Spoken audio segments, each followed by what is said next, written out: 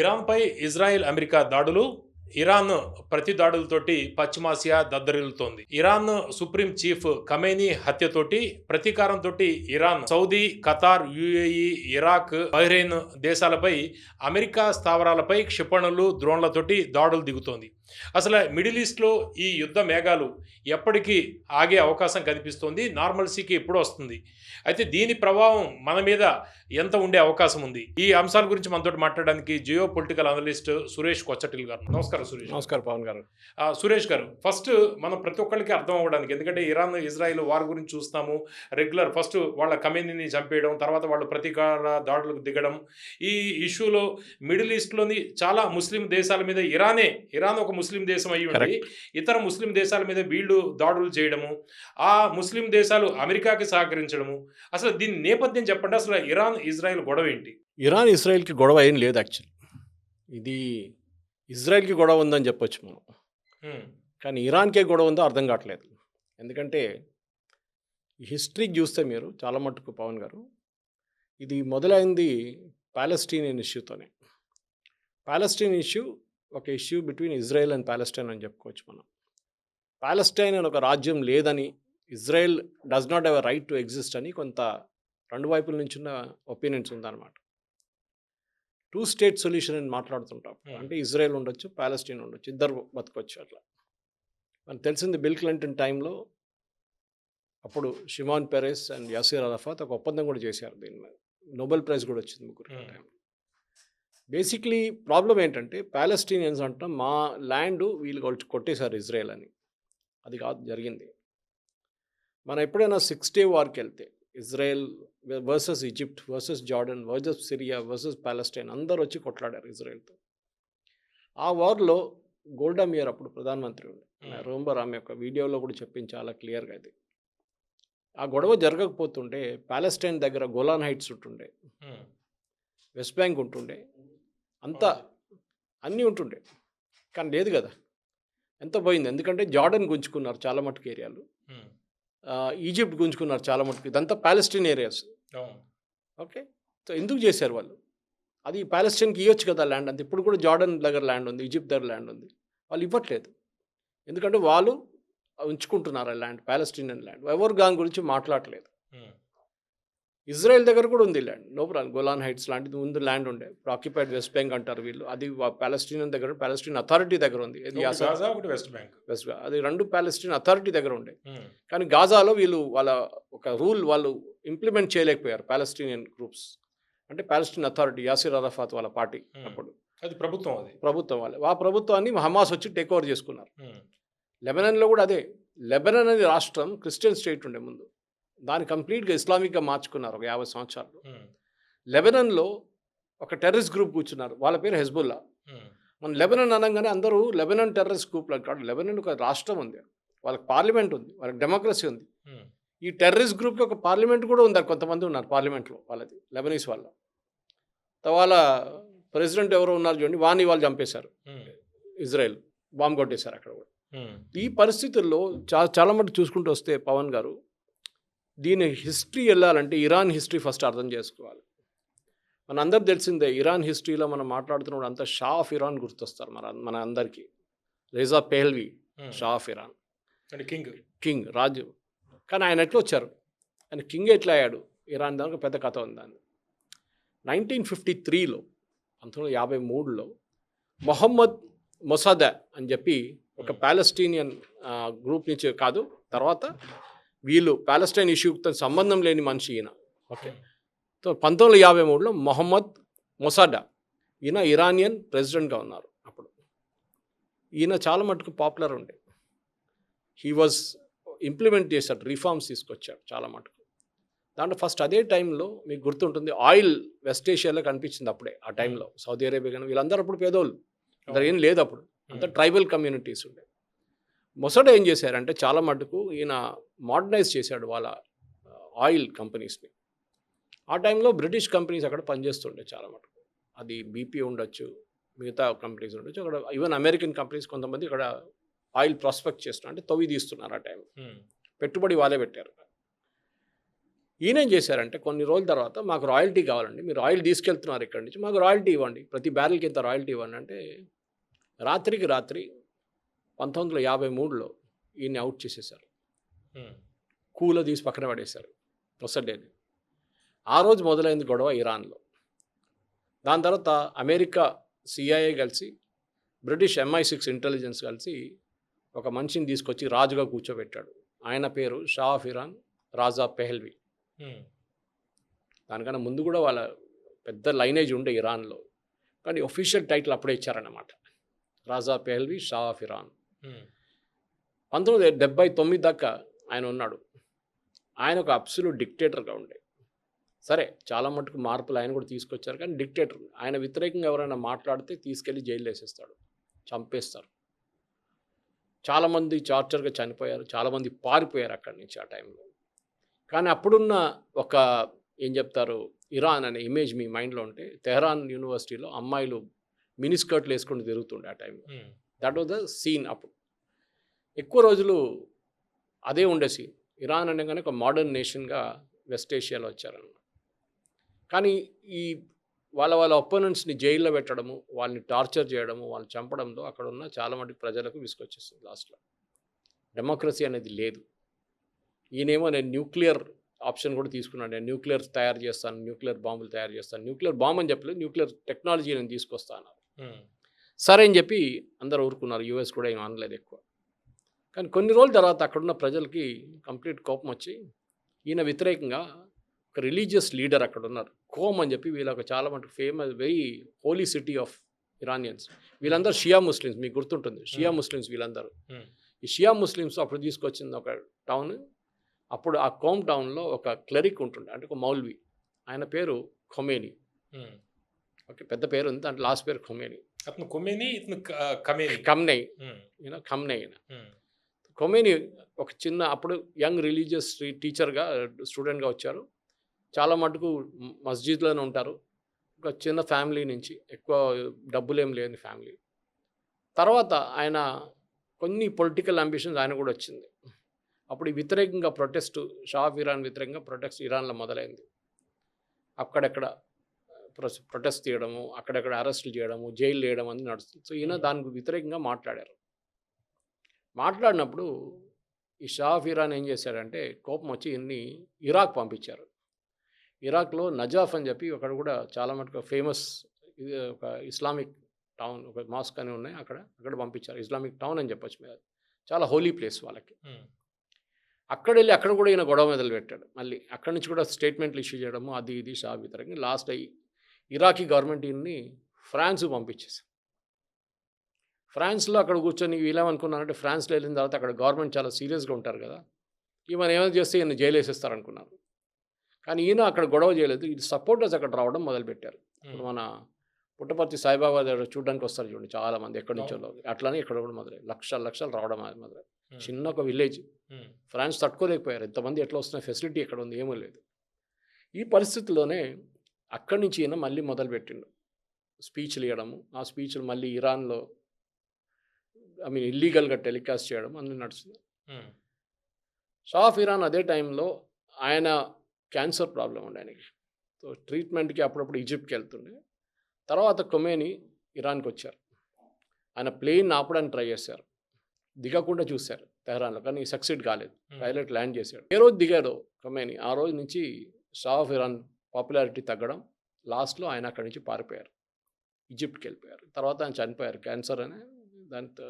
I think 5 or 6 years after. ఇది Iran story. అక్కడి నుంచి 8-9 సంవత్సరాలు ఖొమేని ఉన్నారు. దాని తర్వాత ఆయన కూడా పోయిండు. ఆయన సక్సెసర్ ఖమ్నై, ఇప్పుడు చనిపోయిన ఆయన. 40 సంవత్సరాలు ఆయన పాటించారు. 40 సంవత్సరాలు. ఇప్పుడు అమెరికాకి ఇబ్బంది అండి, అమెరికా ఇజ్రాయెల్ ఇరాన్ మీద చేయడానికి కారణం ఆ న్యూక్లియర్ ప్రోగ్రామా, లేకపోతే రెజిమ్ చేంజా? నేను అది చెప్తున్నా. దానికోసం మీకు ఈ స్టోరీ అంతా చెప్పాను నేను. ఈ స్టోరీ అంతా మొహమ్మద్ మొసద్ స్టోరీ ఎందుకు మీకు చెప్పానంటే, మీకు అర్థం చేసుకో, మన ప్రేక్షకులు అర్థం చేసుకోవాలి. ఈ హిస్టరీ నిన్ననో మొన్ననో మొదలు కాలేదు. ఇరాన్ అనేది చాలా పాత సివిలైజేషన్, మనలాగానే చాలా పాత civilization. They were not Islamic. మన దగ్గర పార్సీస్ వచ్చి ఉన్నారు చూడండి, వాళ్ళు ఇరాన్ నుంచి వచ్చారు. ఓకే, అట్లాంటి చాలా కమ్యూనిటీస్ నుంచి, ఇరాన్ నుంచి మన వైపు వచ్చిన చాలా కమ్యూనిటీస్ ఉన్నాయి. తర్వాతనే వాళ్ళు ఇస్లామిక్ అయ్యారు. ఈ అరబ్స్ వచ్చి కాన్కర్ చేసిన తర్వాతనే దే బికేమ్ ఇస్లామిక్. ఓకే. ఈ ఖొమేనీ తర్వాత ఖమ్నై వచ్చారు. ఖమ్నై వచ్చిన తర్వాత ఆయన 40 సంవత్సరాల నుంచి చెప్పిన పార్టీ దాంట్లో వీళ్ళు న్యూక్లియర్ అంబిషన్స్ మొదలైంది వీళ్ళది. అంటే మాకు కూడా ఒక న్యూక్లియర్ ఆయుధం ఉంటే మేము కూడా అందరిని బెదిరించవచ్చు అని చెప్పి. కానీ వాళ్ళకి తెలుసు అంత ఈజీ కాదు న్యూక్లియర్ టెక్నాలజీ తెచ్చుకోవడము, దాన్ని తయారు చేయడము. వీళ్ళు స్టార్టింగ్ లో పాయింట్లో వీళ్ళు ఒక న్యూక్లియర్ ప్లాంట్ అది స్టార్ట్ చేశారు. రష్యాతో సంబంధం పెట్టుకుని, రష్యాతో టైఅప్ పెట్టుకుని. ఈవెన్ ఇరాక్ ట్రై చేశారు అది సద్దాం హుసేన్ టైంలో, కానీ ఇజ్రాయెల్ దాన్ని బాంబ్ చేసి పడేశారు. కానీ ఇరాన్తో చేయలేకపోయారు. పాకిస్తాన్తో కూడా రెడీగా ఉన్నారు ఇజ్రాయెల్ బాంబ్ చేయడానికి ఆ టైంలో, ఏక్యూ ఖాన్ ఉన్న టైంలో. కానీ అప్పుడు ఇందిరాగాంధీ సపోర్ట్ చేయలేదు దాన్ని. మనం సపోర్ట్ చేస్తే పాకిస్తాన్కి వాళ్ళ న్యూక్లియర్ ప్రోగ్రామ్ రాకపోతుండే వాళ్ళ ద్వారా. ఈ పరిస్థితుల్లో న్యూక్లియర్ ప్రోగ్రామ్ మొదలైంది. సింపుల్గా న్యూక్లియర్ ప్లాంట్ పెట్టబోతున్నాం పవర్ కోసం, ఎలక్ట్రిసిటీ కోసం, విచ్ ఇస్ సర్ప్రైజింగ్. బికాజ్ ఒక ఆయిల్ రిచ్ కంట్రీకి ఆయిల్ ఉన్నప్పుడు ఎందుకు న్యూక్లియర్? దాంతోనే ఇజ్రాయెల్కి ఉందని ఇవాళ కూడా ఎవరు చెప్పలేదు. Israel has not declared that they have a nuclear weapon. ఇవాళ దాకా లేదు. ఈవెన్ IAEA చెప్పలేదు వాళ్ళు. ఇంటర్నేషనల్ అటామిక్ ఎనర్జీ ఏజెన్సీ కూడా ఇవాళ దాకా ఇజ్రాయెల్ని ఒక న్యూక్లియర్ నేషన్గా అంగీకరించట్లేదు. వాళ్ళు కూడా చెప్పలేదు ఇవాళ దాకా. They are very clear, they will not talk about it అనమాట. ఈ పరిస్థితుల్లోనే ఇప్పుడు మీరు అడిగిన ప్రశ్న వస్తుంది, ఎందుకు ఈ గొడవ, ప్రాబ్లం ఏంటి? ఈ న్యూక్లియర్ ప్రోగ్రామ్ మొదలైన టైం నుంచి పీస్ఫుల్గా ఉన్నప్పుడు ప్రాబ్లం లేకుండే. న్యూక్లియర్ ప్లాంట్ ఇస్ఫహాన్ అని చెప్పి ఒక టౌన్ ఉంది, అక్కడ కూడా వాళ్ళ పెద్ద న్యూక్లియర్ ఫెసిలిటీ ఉంది. అది కాకుండా ఇంకా 2-3 చోట్లలో చిన్న చిన్న ఫెసిలిటీస్ ఉన్నాయి. ఇస్ఫహాన్లో యూనివర్సిటీ కూడా ఉంది చాలా పెద్ద. ఈ న్యూక్లియర్ ప్లాంట్ నుంచి వీళ్ళు దీని ప్యూరిటీ మీద ఉంటుంది పవన్ గారు. 30% ప్యూరిటీ ఉంటే మీరు ఒక న్యూక్లియర్ ప్లాంట్ నడిపించుకోవచ్చు. మన దగ్గర చెర్లపల్లిలో న్యూక్లియర్ ఫ్యూయల్ కాంప్లెక్స్ ఉంది, అక్కడ ఇదే చేస్తారు. యురేనియం తెచ్చుకుని దాన్ని ప్యూరిటీ చేసి ఎన్రిచ్మెంట్ చేసి దాన్ని రాడ్స్లో తయారు చేసి ప్లాంట్స్కి పంపిస్తారు, మన కల్పాకం కానీ. ఈ పరిస్థితులు అది. సో వీళ్ళు ఏం చేశారంటే వీళ్ళు 30% నుంచి 40 చేశారు, 40 నుంచి 50 చేశారు. అప్పుడు యుఎస్కి మెసేజ్ వచ్చింది, వీళ్ళు పెంచుకుంటూ పోతున్నారు. సో IAEA ఒక ఇన్స్పెక్షన్ ఆర్డర్ చేశారు, ఇంటర్నేషనల్ అటామిక్ ఎనర్జీ ఏజెన్సీ. వీళ్ళు ఒక వాచ్ డాగ్. ప్రతి న్యూక్లియర్ ప్లాంట్ని, ప్రతి న్యూక్లియర్ ఫెసిలిటీ వీళ్ళు వచ్చి చెక్ చేస్తారు. మన దగ్గర కూడా ఉండే ఇనీషియలీ, కానీ మన దాని తర్వాత వాళ్ళకి పర్మిషన్ తీసేశారు. దాంట్లో చాలామందికి మన CI వాళ్ళు ఉంటారు అమెరికన్, వాళ్ళ పని ఇదే. కొంచెం చూస్తారు వాళ్ళు వీళ్ళు ఏం చేస్తున్నారు అని, అది వాళ్ళ గవర్నమెంట్కి వెళ్ళి చెప్తారు. IAEA వచ్చి ఇన్స్పెక్ట్ చేసి వాళ్ళకి డౌట్ వచ్చి రిపోర్ట్ ఇచ్చారు, వీళ్ళు వెపన్స్ గ్రేడ్ యురేనియం తయారు చేస్తున్నారు. వెపన్స్ గ్రేడ్ అంటే ఒక 60% ప్యూరిటీకి వచ్చిన తర్వాత you're almost at the weapons grade. ఒక 70 అయిపోతే మీరు న్యూక్లియర్ ఆయుధాలు తయారు చేసుకోవచ్చు, న్యూక్లియర్ వెపన్స్. అది చాలా డేంజరస్. అది లోకంలో మనకు తెలిసింది 5-6 రాష్ట్రాలకే nuclear technology, including 2 here, India and Pakistan. So ఇజ్రాయెల్కి ఇది ఒక టెన్షన్. ఒకసారి ఒక ఇరాన్ లాంటి రాజ్యంలో న్యూక్లియర్ వెపన్ వచ్చేస్తే మన మీద ఏ రోజైనా దాడి చేయొచ్చు. Israel as a nation finish చేసి పడేస్తారు. కానీ ఇజ్రాయెల్ ఏం చేశారంటే వీళ్ళ న్యూక్లియర్ టెక్నాలజీని ధ్వంసం చేయడానికి స్టార్టింగ్ నుంచి ట్రై చేశారు, సబోటాజ్ చేశారు. వీళ్ళు కడుతున్నప్పుడు కన్స్ట్రక్షన్ టైంలోనే అటాక్ చేశారు ఇండైరెక్ట్గా. అది కాకుండా వీళ్ళు అన్ని తయారు చేసిన తర్వాత ఆ న్యూక్లియర్ ప్లాంట్ ఎట్లా నడిపించాలని చెప్పి ఆ టైంలో CDలు ఉండే, గుర్తుంటుంది. CDస్లో ప్రోగ్రామ్ రాసి పెట్టారు. ఇదంతా చాలా CDస్లో ఒక 300-400 CDలో ప్రోగ్రామ్స్ ఉంటుంది, కాంప్లికేటెడ్ ప్రోగ్రామింగ్. ఇది పెట్టి రన్ చేస్తేనే ప్లాంట్ రన్ అవుతుంది అన్నమాట. ఒకరోజు రాత్రి ఇది మొత్తం దొంగతనం అయింది, కంప్లీట్ తీసుకెళ్ళిపోయారు. ఆ డబ్బా మొత్తం తీసుకెళ్ళిపోయారు ఇజ్రాయెల్ వాళ్ళు వచ్చి, మొసాడ్ వచ్చి. ఆలోచించండి, వాళ్ళ న్యూక్లియర్ ప్రోగ్రామ్ దూరి వాళ్ళ న్యూక్లియర్ ఫెసిలిటీకి వెళ్ళి మొత్తం ఎత్తుకెళ్ళిపోయారు. వాళ్ళు ఎత్తుకెళ్ళిపోయిన తర్వాత వీళ్ళకి తెలిసింది పోయిందండి. సో దాంతో వీళ్ళ ప్రోగ్రామ్ ఆగిపోయింది చాలా రోజులు. తర్వాత వీళ్ళు మళ్ళీ మొదలుపెట్టారు, అక్కడెక్కడ నుంచి తెచ్చుకున్నారు సోర్సెస్ నుంచి. ఇజ్రాయెల్ ఏమంటున్నారంటే వీళ్ళకి న్యూక్లియర్ టెక్నాలజీ ఉండకూడదు. అమెరికా కూడా అదే ఒపీనియన్లో ఉన్నారు. ఇప్పుడు మీకు ఆ స్టోరీ వస్తుంది ఎందుకనేది. కానీ ఇరాన్ ఏమంటారు, లేదు మేము ప్రొడ్యూస్ చేయట్లేదు, మేము ఓన్లీ మా న్యూక్లియర్ ప్లాంట్కి వాడుకుంటున్నాం. కాదు, ఇన్స్పెక్షన్ అని చెప్పి IAEA ఇన్స్పెక్షన్ చేస్తున్నారు రెగ్యులర్గా. ఒక 5-6 సంవత్సరాల ముందాక ఇది నడుస్తుండే. వాళ్ళ ఇంటర్నేషనల్ అటామిక్ ఎనర్జీ ఏజెన్సీ అని చెప్పొచ్చు, USA. వాళ్ళు వచ్చి ఏం చేశారంటే ఇన్స్పెక్ట్ చేశారు మొత్తం. ఇన్స్పెక్ట్ చేసిన తర్వాత వాళ్ళు ఒక రిపోర్ట్ ఇచ్చారు, yes they are going towards ఒక వెపన్ గ్రేడ్ యురేనియం వైపు వెళ్తున్నారని చెప్పి. సో దాన్ని వీళ్ళు మళ్ళీ ఆపారు. అంటే ఇప్పుడు ఒబామా డీల్ సైన్ చేశారు కదా, అప్పుడు ఇరాన్ ఒబామా ప్రెసిడెంట్గా, US ప్రెసిడెంట్గా ఉన్నప్పుడు ఒక ఒప్పందం జరిగింది కదా. జరిగింది, అది కూడా జరిగింది. దాని తర్వాత కూడా జరిగింది. చాలా మటుకు ఐఏతోని వీళ్ళ ఒప్పందం ఉందన్నమాట ఎక్కువ ఓకే. చాలా మటుకు. ఉమ్, సో అట్లాంటి పరిస్థితుల్లో వీళ్ళేం చేశారంటే వాళ్ళ ప్రోగ్రామ్‌ని దాచిపెట్టేశారు. ఎవరు తెలియకుండా. ఉమ్, వీళ్ళు బాలిస్టిక్ మిసైల్స్ ప్రొడ్యూస్ చేయడం మొదలుపెట్టారు. మనకు తెలిసిందే పవన్ గారు, ఒక న్యూక్లియర్ వెపన్‌ని డెలివర్ చేయడానికి ఒక వెపన్ ఉండాలి. అవును, తీసుకెళ్ళాలి, క్యారియర్ కావాలి కదా. దానికి ఒక వెపన్ ఉండాలి. లాంచ్ చేయడానికి ఎయిర్‌క్రాఫ్ట్ నుంచో దేని నుంచైనా. గైడెన్స్ సిస్టమ్ ఉండాలి. దానికి ఒక రాడార్ ఉండాలి. ఉమ్, చాలా కాంప్లికేటెడ్ పీస్ ఆఫ్ టెక్నాలజీ. ఎప్పుడూ న్యూక్లియర్ వెపన్స్‌ని అసెంబుల్ చేసి ఉంచరు. సెపరేట్ పెడతారు వాళ్ళు. అవును, దాన్ని లాంచ్ చేసే కేసింగ్ సెపరేట్ ఉంటుంది. దాని రాడార్ ఉంటుంది సెపరేట్‌గా. దానికి మిసైల్ సెపరేట్ ఉంటుంది. దాని తర్వాత పేలోడ్ ఉంటుంది దాని లోపల. Safety measures. ఎందుకంటే బై మిస్టేక్ అది పోతే అంతే అవును. సంగతి. ఈ పరిస్థితిలో ఉన్నప్పుడు వీళ్ళేం చేశారంటే చెప్పాను చూడండి, ఐఏ నుంచి దాచిపెట్టేశారు. వీళ్ళు ప్యూరిటీ మళ్ళీ మొదలుపెట్టారు. దానికి వీళ్ళు సెంట్రిఫ్యూజ్ అంటారు. మనం స్కూల్లో కాలేజీలో నేర్చుకుంటున్నప్పుడు సైన్స్ ల్యాబ్లో కెమిస్ట్రీ ల్యాబ్లో సెంట్రిఫ్యూజ్ యూజ్ చేస్తారు. తిరుగుతుంది అది, వయలెంట్ పేస్లో తిరుగుతుంది. మన దగ్గర ఉన్న చాలా బేసిక్. ఇది ఇండస్ట్రియల్ లెవెల్, అది కూడా యురేనియంకి వచ్చినప్పుడు అది చాలా పెద్ద కాంప్లికేటెడ్ టెక్నాలజీ.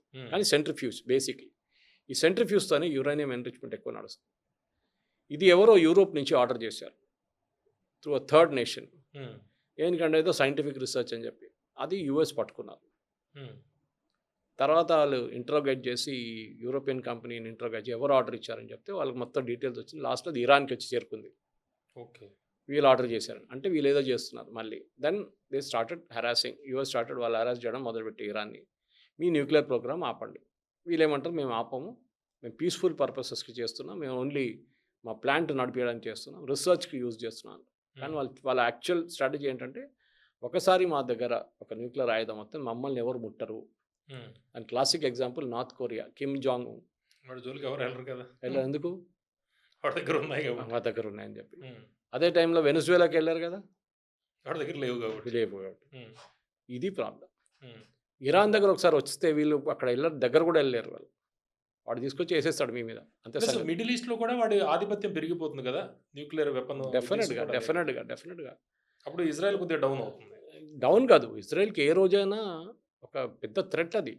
అవును, తీసుకొచ్చి వేసేస్తే చిన్న రాజ్యం ఇజ్రాయెల్, అది అయిపోతుంది. నెక్స్ట్ 500 ఏంటి 5000 సంవత్సరాలు ఎక్కడ దగ్గర కూడా వెళ్ళలేరు ఎవరు. చెర్నోబిల్ చూసాం మనం. అవును, ఫుకుషిమా చూసాం మనం. అవును, ఈ పరిస్థితికి వచ్చేస్తారు మనం. దాంట్లోనే ఈ ప్రాబ్లం స్టార్ట్ అయింది. ఇప్పుడు ఈ ఓవరాల్గా యుఎస్ ఇంట్రెస్ట్ ఏంటి అంటే, మిడిల్ ఈస్ట్ మీద వాడి ఆధిపత్యం ఉండాలి వయా ఇజ్రాయిల్ అనేదా వాడి ఉద్దేశం? ఎస్, అదొకటి ఉంది, లేదని చెప్పట్లేదు. యుఎస్ ఏమంటున్నారంటే, మేము ఇరాన్ని న్యూక్లియర్ వెపన్ స్టేట్గా అంగీకరించాము, ఆ పరిస్థితికి వాళ్ళు రాకూడదు. ఇంకొక హెడేక్ అయిపోయింది, ఇంకొక పాకిస్తాన్ తయారవుతున్నారు. అది పవన్ గారు. అక్కడి నుంచి ముందుకు వీళ్ళు ఇన్స్పెక్షన్స్ ఇన్సిస్ట్ చేస్తే మళ్ళీ వీళ్ళు అగ్రీ చేశారు ఫస్ట్, దాని తర్వాత వీళ్ళు నిరాకరించారు. Inspections we will not agree అని చెప్పారు. సో ఈ పరిస్థితుల్లో ఇప్పుడు నడుస్తున్న కాన్ఫ్లిక్ట్ అక్కడే మొదలైంది. ఓకే, సో మీరు ఇన్స్పెక్షన్ అలౌ చేయకపోతే మేము మీ న్యూక్లియర్ ప్రోగ్రామ్ని ఆపడానికి ఏదైనా చేస్తాము, ఫస్ట్ నెగోషియేట్ చేద్దామన్నారు. చాలా రోజుల నుంచి నెగోషియేషన్ నడుస్తుంది. వీళ్ళు మాట్లాడతారు, వాళ్ళు మాట్లాడతారు, వీళ్ళు మాట్లాడతారు. లాస్ట్లో ఇప్పుడు దోహాలో దోహా కదా, ఒమాన్లో మస్కెట్లో వీళ్ళిద్దరు కలిసి జెనీవాలో మీట్ అయ్యారు. ఫస్ట్ ఒమాన్ గవర్నమెంట్ ఒక మీడియేటర్ రోల్ ప్లే చేస్తున్నారు. ఒమానీ ఫారెన్ మినిస్టర్ వాళ్ళు పేరైంది కదా, అది Jared Kushner, son in law of president Trump, and Steve Witkoff. వీళ్ళిద్దరు మీట్ అయ్యారు. చాలాసార్లు కలిసారు, 5-6 సార్లు కలిసారు, కానీ ఎక్కడ జరగట్లేదు ముందుకు. సన్ ఇన్ లా రోల్ ఏంటి, అతను జూ కాబట్టి ఇజ్రాయెల్. ఎవరు? Trump son in law. ఆయన అన్నిట్లో ఉన్నాడు కదా, ఆయన ఏ దాంట్లో ఉంటే పంపిస్తున్నాడు, ట్రైనింగ్ ఇస్తున్నాడు. మరి ప్రెసిడెంట్ కావచ్చు కదా వాళ్ళ ఫ్యామిలీ నుంచి ఎవరైనా ఒకరు. సో ఆ స్ట్రాటజీ అన్నమాట. ఇదంతా చూసుకున్నప్పుడు పవన్ గారు, ద మెయిన్ ప్రాబ్లమ్ అది అమెరికాకి వీళ్ళని న్యూక్లియర్ పవర్ కాకూడదు. సో వీళ్ళని ప్రెషరైజ్ చేసి టాక్స్లో వచ్చారు వాళ్ళు. టాక్స్ నడుస్తున్నప్పుడు కూడా జారెడ్ కుష్నర్ కూడా అన్నారంట, ఈవెన్ స్టీవ్ విట్కాఫ్, దట్ వీళ్ళకి ఇంట్రెస్ట్ లేదు, వీళ్ళు ఓన్లీ ప్లేయింగ్ ఫర్ టైం అంటాం ఇంగ్లీష్లో. ఎన్ని రోజులు నడుస్తుంది చూద్దాం, మాట్లాడి అసలు ఎవడో ఒకటి టైర్డ్ అయిపోతాడు. కానీ వీళ్ళ ఖమేనీకి ప్రాబ్లం ఏంటంటే, ఈ న్యూక్లియర్ వెపన్ లేకుంటే ఇరాన్ ఏం లేరు, ఇరాన్ని రేపు ఎవడైనా కొట్టేయచ్చు. దీనికన్నా ముందు వాళ్ళ హిస్టరీలో ఉంది కదా, సో అట్లనే వీళ్ళకి కూడా జరగచ్చు అని చెప్పేసి. సో ఇప్పుడు దానికోసం ఈ ప్యూరిటీ ఒకసారి 60% క్రాస్ చేస్తే దెన్ వాళ్ళని ఆపలేరు ఇరాన్ని. అంటే సురేష్ గారు ఇప్పుడు ఇరాన్ వాడి న్యూక్లియర్ ప్రోగ్రాము కంప్లీట్ అవ్వలేదు. అయితే అన్ని దేశాలు వాళ్ళకి వ్యతిరేకంగానే ఉన్నాయి. వాడికి ఎప్పుడు దోస్త్ అనుకుంటున్న చైనా కావచ్చు, రష్యా కావచ్చు అవి కూడా సంయమనం పాటిస్తున్నాయి. బ్యాలెన్స్‌గా ఉన్నాయి. ఇటువంటి టైంలో ఇంత ధైర్యంగా గల్ఫ్‌లోని చాలా దేశాల మీద ఇరాన్ వాడు ఏ ధైర్యంతోటి దాడులు చేస్తున్నాడు యూఎస్ బేస్‌ల మీద? దానికి ఫస్ట్ మనం అర్థం చేసుకోవాల్సిందంటే ఈ కాన్ఫ్లిక్ట్ అక్కడే మొదలవుతుంది. మీరు అడిగారు చూడండి. హ్మ్. వీళ్ళకి ఏముంది? ఎవరికి? ఇజ్రాయెల్‌కి ఏముంది దీంట్లో అని చెప్పేసి. హ్మ్. ఇజ్రాయెల్ భయం ఏంటంటే మీకు చెప్పాను. వీళ్ళ న్యూక్లియర్ వెపన్స్ వస్తే ఫస్ట్ మమ్మల్ని ఫినిష్ చేసేస్తారు. హ్మ్. ఇరాన్ ఏం చేశారంటే చాలా సంవత్సరాల ముందు నుంచే వీళ్ళు ప్రాక్సీస్‌ని పెట్టడం మొదలుపెట్టారు. అంటే వాళ్ళ ఏజెంట్లు ఎక్కడ లెబనాన్‌లో, గాజా? గాజాలో, హూతీస్ యెమెన్‌లో అట్లాంటి. యెమెన్. వీళ్ళ పని ఎప్పుడు చూసినా ఇజ్రాయెల్ మీద దాడి చేయడం. అది వీళ్ళ స్ట్రాటజీ. అవన్నీ టెర్రరిస్ట్ గ్రూపులు. అది బ్యాన్ కూడా చేసింది కదా యూఎస్. లెబనాన్ అనేం కానీ లెబనాన్ ఒక రాష్ట్రం. అక్కడ టెర్రరిస్ట్‌గా వచ్చి కూర్చున్నోళ్ళు వీళ్ళు. హ్మ్. Hezbollah. Gaza is under Palestine. కానీ అక్కడ వచ్చి కూర్చున్నోళ్ళు హమాస్. హమాస్ ఎలక్షన్ ఏం గెలవలేదు అక్కడ. కానీ వాడు ఇప్పుడు సైలెంట్‌గా ఉన్నట్టున్నాడు కదా వాళ్ళు హమాస్. మొత్తం లీడర్‌షిపే ఫినిష్ చేసి పడేశారు. ఆ! అక్కడేమో హూతీలు. హ్మ్. యెమెన్‌లో అక్కడ గవర్నమెంటే లేదు. గవర్నమెంట్ ఒక చిన్న ముక్కలో కూర్చున్నారు. సౌదీ అరేబియా సపోర్ట్ చేస్తున్నారు. ఇంకొక ముక్కని యూఏఈ సపోర్ట్ చేస్తున్నారు. వీళ్ళు టెర్రరిస్టులు నన్ను అడిగితే. వీళ్ళు అప్పుడప్పుడు ఫైర్ చేస్తూనే ఉంటారు మిసైల్స్. కానీ ఇప్పుడు ప్రాబ్లమ్ ఎక్కడొచ్చిందంటే ఇజ్రాయెల్ ఒక 2-3 సంవత్సరాల ముందు మీకు తెలుసు అక్కడ గొడవ మొదలైనప్పుడు ఫస్ట్ వాళ్ళు హమాస్‌ని ఫినిష్ చేసి పడేశారు. ఈ అక్టోబర్ 7th వాళ్ళ సిటిజన్స్‌ని 1200 మందిని చంపిన తర్వాత చాలామందిని కిడ్నాప్ చేసి తీసుకెళ్ళిన తర్వాత ఒక స్ట్రాటజీ మీద వీళ్ళు ఇజ్రాయెల్ ఏం చేశారంటే వీళ్ళనందరినీ ఇవాళ ఎక్కువసేపు వీళ్ళని ఉంచుకోలేము, ఫినిష్ చేసేద్దామని చెప్పి చాలా మటుకు మీకు తెలుసు మొబైల్లో బాంబులు పెట్టారు. చాలా అట్లాంటి పనులు చేస్తారు. హెజ్బుల్లా చీఫ్ నస్రుల్లాని చంపారు. ఆయన ఒక బంకర్లో కూర్చొని మీటింగ్ పెట్టుకుంటున్నప్పుడు బంకర్ బస్టర్ బాంబు వేసి ఫినిష్ చేసేసారు. చాలా మటుకు లెబనాన్లో ఉన్న హెజ్బుల్లా సెంటర్స్ మీద దాడి మొదలుపెట్టారు. అప్పుడే అక్టోబర్ 7 తర్వాత. దాంట్లో చాలా మటుకు హెజ్బుల్లా కంప్లీట్గా ఫినిష్ అయిపోయారు. ఎస్పెషలీ ఇరాన్ నుంచి ఆయుధాలు రాయడం బంద్ అయిపోయింది. ఇరాన్ 3 టైపుల ఆయుధాలు మెయింటైన్ చేసుకుంటారు. ఒకటి వాళ్ళ కోసం హై ఎండ్ ఉంటుంది. అది బ్యాలిస్టిక్ ఉండొచ్చు, సూపర్సోనిక్ ఉండొచ్చు, అన్నీ ఉన్నాయి వాళ్ళ దగ్గర. డ్రోన్స్ కూడా ఎక్కువ వాడుతున్నారు. అన్నీ ఉన్నాయి వాళ్ళ దగ్గర, మొత్తం అన్నీ ఉన్నాయి. రెండోదేమో లెబనాన్ లాగా అక్కడున్న హెజ్బుల్లాకి ఇస్తారు. కొంచెం అడ్వాన్స్ వర్షన్స్ ఇస్తారు వాళ్ళకి. గాజాలు ఇచ్చే కన్నా అడ్వాన్స్ వర్షన్. గాజా వాళ్ళకి థర్డ్ రేట్ ఇస్తారు. లాస్ట్లో ఏం పనికిరాంది వాళ్ళకి ఇస్తారు. ఫైర్ అయితే ఫైర్ అవుతుంది, లేకుండా లేదు అంతే. ఒకసారి ఫైర్ వచ్చి మీ మీద పడుతుంది, అది అట్లా ఉంటుంది. ఈ పరిస్థితుల్లో వీళ్ళు వెపన్స్ డిస్ట్రిబ్యూట్ చేయడం వీళ్ళ ఎక్స్పర్టీస్. వీళ్ళు ముందు డబ్బులు ఇస్తారు, డబ్బులతో సహా ఆయుధాలు ఇస్తారు. ఈ ఆయుధాలన్నీ లెబనాన్కి వెళ్ళేది ఈజిప్ట్ నుంచి. ఒకరోజు ఈజిప్ట్కి వీళ్ళు వార్నింగ్ ఇచ్చారు, ఇజ్రాయెల్ మీరు ఎక్కువ రోజులు చేసుకుంటే మిమ్మల్ని కూడా లేకుండా ఉంచేస్తాం, మేము కంప్లీట్ ఫినిష్ చేస్తాం. ఈజిప్ట్ కొంచెం సీరియస్ అయిపోయారు. కానీ ఆగలేదు, అప్పుడు కూడా నడుస్తుంది ఒక అండర్ అండ్ డీలింగ్ అది. ఎందుకంటే ఈజిప్ట్లో కూడా అంత పవర్ఫుల్ ప్రెసిడెంట్ లేరు. ముందు హస్ని ముబారక్ లాంటి వాళ్ళు, అన్వర్ సదాత్ లాంటి వాళ్ళు లేరు. ఈ పరిస్థితులు పవన్ గారు ఇక్కడి నుంచి మొదలైంది తమాషా అంతా. ఓకే, సో వీళ్ళు ఏం చేశారు, వాళ్ళ మీద దాడి చేసి లెబనాన్లో ఉన్న హెజ్బుల్లాని ఫినిష్ చేసేసారు. ఇక్కడ హమాస్ని మీకు తెలిసిన స్టోరీ. ఓకే, యాయా సిన్వార్ ఇట్లాంటి వాళ్ళని ఇక్కడ కూడా ఫినిష్ చేసి పడేశారు. అటువైపు హూతీల్ని యుఎస్ అండ్ ఇజ్రాయెల్ కలిసి కొట్టారు. ఎందుకంటే వాళ్ళ షిప్ల మీద దాడి చేయడం నిన్న కూడా చేశారు. వాళ్ళు చేస్తున్నారు కదా, చేస్తున్నారు. వాళ్ళు ఫినిష్ చేయడానికి అంత టైం పట్టదు. ఎందుకంటే ఏ రోజు ఇరానియన్ రెజ్యూమ్ పడిపోతుందో, లేకుంటే వాళ్ళు ఇప్పుడు ఆల్మోస్ట్ 40 లీటర్లతో సహా చంపారు. ఆ స్టోరీ సపరేట్ చెప్దాం మనం, అది ఎట్లా చేశారు, ఎందుకు చేశారని. ఆ పరిస్థితుల్లో వీళ్ళకి డబ్బులు ఆగిపోతాయి కంప్లీట్గా. ఆయుధాలు అయితే లెబనాన్కి వెళ్ళట్లేదు. ఓకే, హెజ్బుల్లా చాలా ప్రాబ్లంలో ఉన్నారన్నమాట. అక్కడ హమాస్కి ఏమో లీడర్ లేరు, లీడర్ అందరు పోయారు, కొంతమంది ఫాలోవర్స్ ఉన్నారు అంతే. వాళ్ళు కూడా ఏం చేయలేకపోతున్నారు. ఇటువైపు హూతీల మీద ప్రెషర్ ఎక్కువ. అమెరికాతోనే వాళ్ళకి ఒప్పందం కూడా చేశారు, వాళ్ళకి పీస్ ట్రీటీ, మేము ఎవరి మీద దాడి చేయమని చెప్పేసి అమెరికా ఆపేశారు. చేసిన అన్నింటినీ పెద్ద తప్పది. అది ఎప్పుడంతే మీరు నెక్స్ట్ రైట్తో పీస్ డీల్ పెట్టుకుంటూ కూడా అదే అయితే ఏదో ఒక రోజు వాళ్ళు తిరిగి వెళ్తారు అడవికి. ఆ రోజు మీరు ఏం చేయలేకపోతారు తర్వాత. ఈ పరిస్థితులు అన్నమాట. సో దీనికి పవన్ గారు ఇక్కడ ఇప్పుడు జరిగిన ఈ ఘర్షణకి ఒక స్టోరీ. దీనికన్నా ముందు ఒక 11-day వార్ ఉండే, 11-12-day వార్ ఉండే. వీళ్ళు మిసైల్స్, విపరీతమైన మిసైల్స్ కొట్టారు ఇజ్రాయెల్ వైపు. కొన్ని అయితే ఎస్కేప్ అయింది, కొన్ని ఐరన్ డోమ్ పట్టుకున్నారు, కొన్ని డేవిడ్ స్లింగ్ పట్టుకున్నారు, కొన్ని పేట్రియట్ మిసైల్స్ హ్యాండిల్ చేసుకున్నారు. అట్లాంటి పరిస్థితుల్లో ఇప్పుడు జరిగిన దాడికి ఒక రీజన్ ఉంది. ఎందుకంటే యుఎస్కి డౌట్ వచ్చింది, ఇంటెలిజెన్స్ రిపోర్ట్, వీళ్ళు 60% క్రాస్ చేశారు ప్యూరిటీ. ఇప్పుడు కొట్టకపోతే అంత సంగతి.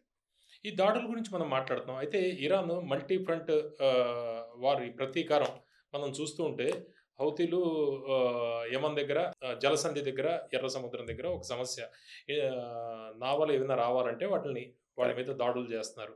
రెండోదేమో హిజ్బుల్లా వాళ్ళు ఆల్రెడీ దాడులు చేస్తున్నారు ఇజ్రాయెల్ మీద. ఎంతవరకు ఈ దాడులు ఎంతకాలం కొనసాగే అవకాశం కనిపిస్తుంది? వాళ్ళ బలం ఎంత ఇప్పుడు చూస్తే? నేను దీనికన్నా ముందు చెప్పింది అదే మాట హ్మ్. పవన్ గారు.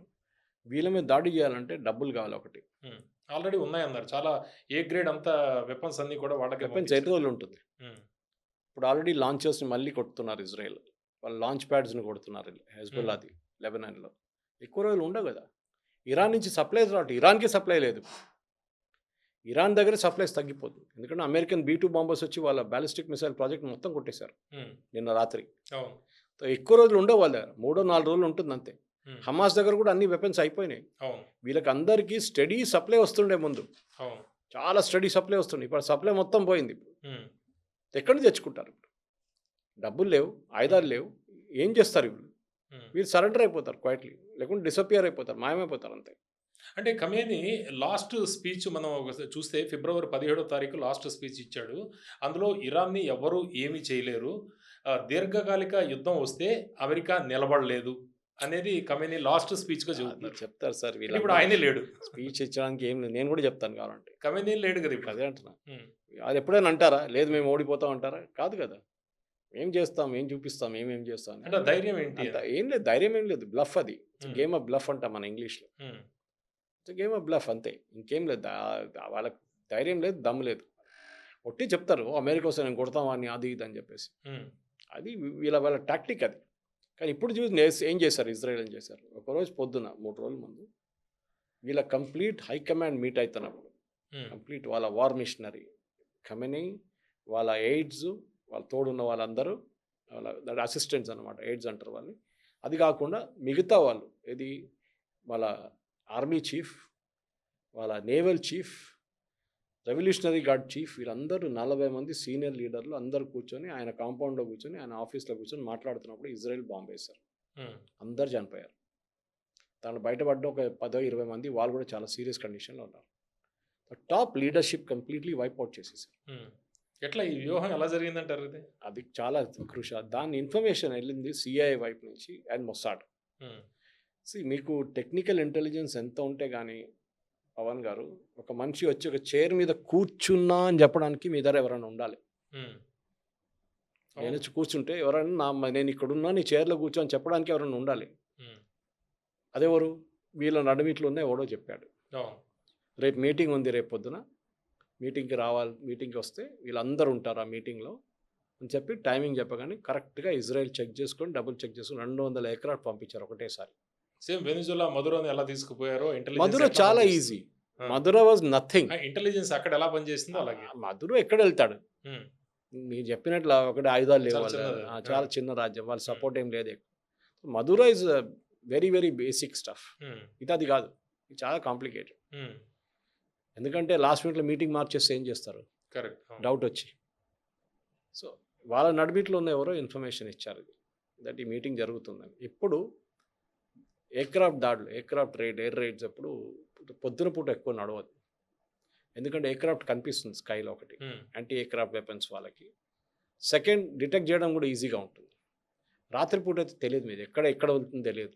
లైట్లు ఉంటుంది సిటీలో, అక్కడ ఇక్కడ తిరుగుతుంటారు, ప్లేన్లు ఎక్కడ పోతుందో తెలియదు, సౌండ్ వస్తుంది అంతే. రాడార్లు కూడా అడ్డుకోలేకపోయారు, రాడార్లు కూడా తెలియలేదు. రాడార్ ఏం చేశారంటే వీళ్ళు, అమెరికన్ షిప్స్ ఉన్నాయి అక్కడ, 2 ఎయిర్క్రాఫ్ట్ క్యారియర్స్ ఉన్నాయి. ఒకటి జెరాల్డ్ ఫోర్డ్, ఇంకోటి Abraham Lincoln. Abraham Lincoln is beautiful, చాలా పెద్ద షిప్. అంతకు ముందే మనం మాట్లాడుకుందాం, ఎందుకంటే వస్తున్నాయి వాళ్ళు ఎయిర్క్రాఫ్ట్ తీసుకొస్తున్నారు అని. అక్కడ తీసుకొచ్చి పెట్టారు. So floating city actually. So ఈ ఎయిర్క్రాఫ్ట్ క్యారియర్స్ నుంచి వీళ్ళు డ్రోన్స్ పంపించారు ఇరాన్ వైపు. ఆ డ్రోన్స్కి ఎవ్రీ ఎయిర్క్రాఫ్ట్, ప్రతి సిగ్నల్ ఉంటుంది. ఆ సిగ్నల్ అలా రేడార్ నుంచి వస్తుంది, ఎక్కువ అది మిమిక్ చేస్తుంది సిగ్నల్ని. సో మీరు ఇప్పుడు మనం ఆపరేషన్ సింధూర్లో కూడా ఇదే పని చేసాము. రఫేల్ ఎయిర్క్రాఫ్ట్ వెనక ఒక చిన్న డ్రోన్ని పెట్టుకున్నాం, దానికి కేబుల్ కూడా పెట్టాము. ఎయిర్క్రాఫ్ట్ ముందు పోతూనే ఉంది రఫేల్, దాని వెనక ఒక కేబుల్ లాగా, తోకలాగా పెట్టి దానికి ఒక డ్రోన్ పెట్టారు, పెద్ద డ్రోన్ పెట్టారు. ఉమ్, ఆ డ్రోన్కి సిగ్నల్ అంతా ఎయిర్క్రాఫ్ట్ నుంచి వస్తుంది. ఉమ్, పాకిస్తాన్ వాళ్ళు ఏమనుకున్నారంటే రెండు ప్లేన్లు వస్తున్నాయి మన వైపు. వీడు కొంచెం తర్వాత ఏం చేశాడు, ఆ డ్రోన్ని డిస్కనెక్ట్ చేసి పడేశాడు. డ్రోన్ అప్నే ఆప్ వెళ్ళిపోయింది అక్కడికి పాకిస్తాన్ వైపు. ఉమ్, అదే సిగ్నల్స్ ఉంది దాంట్లో.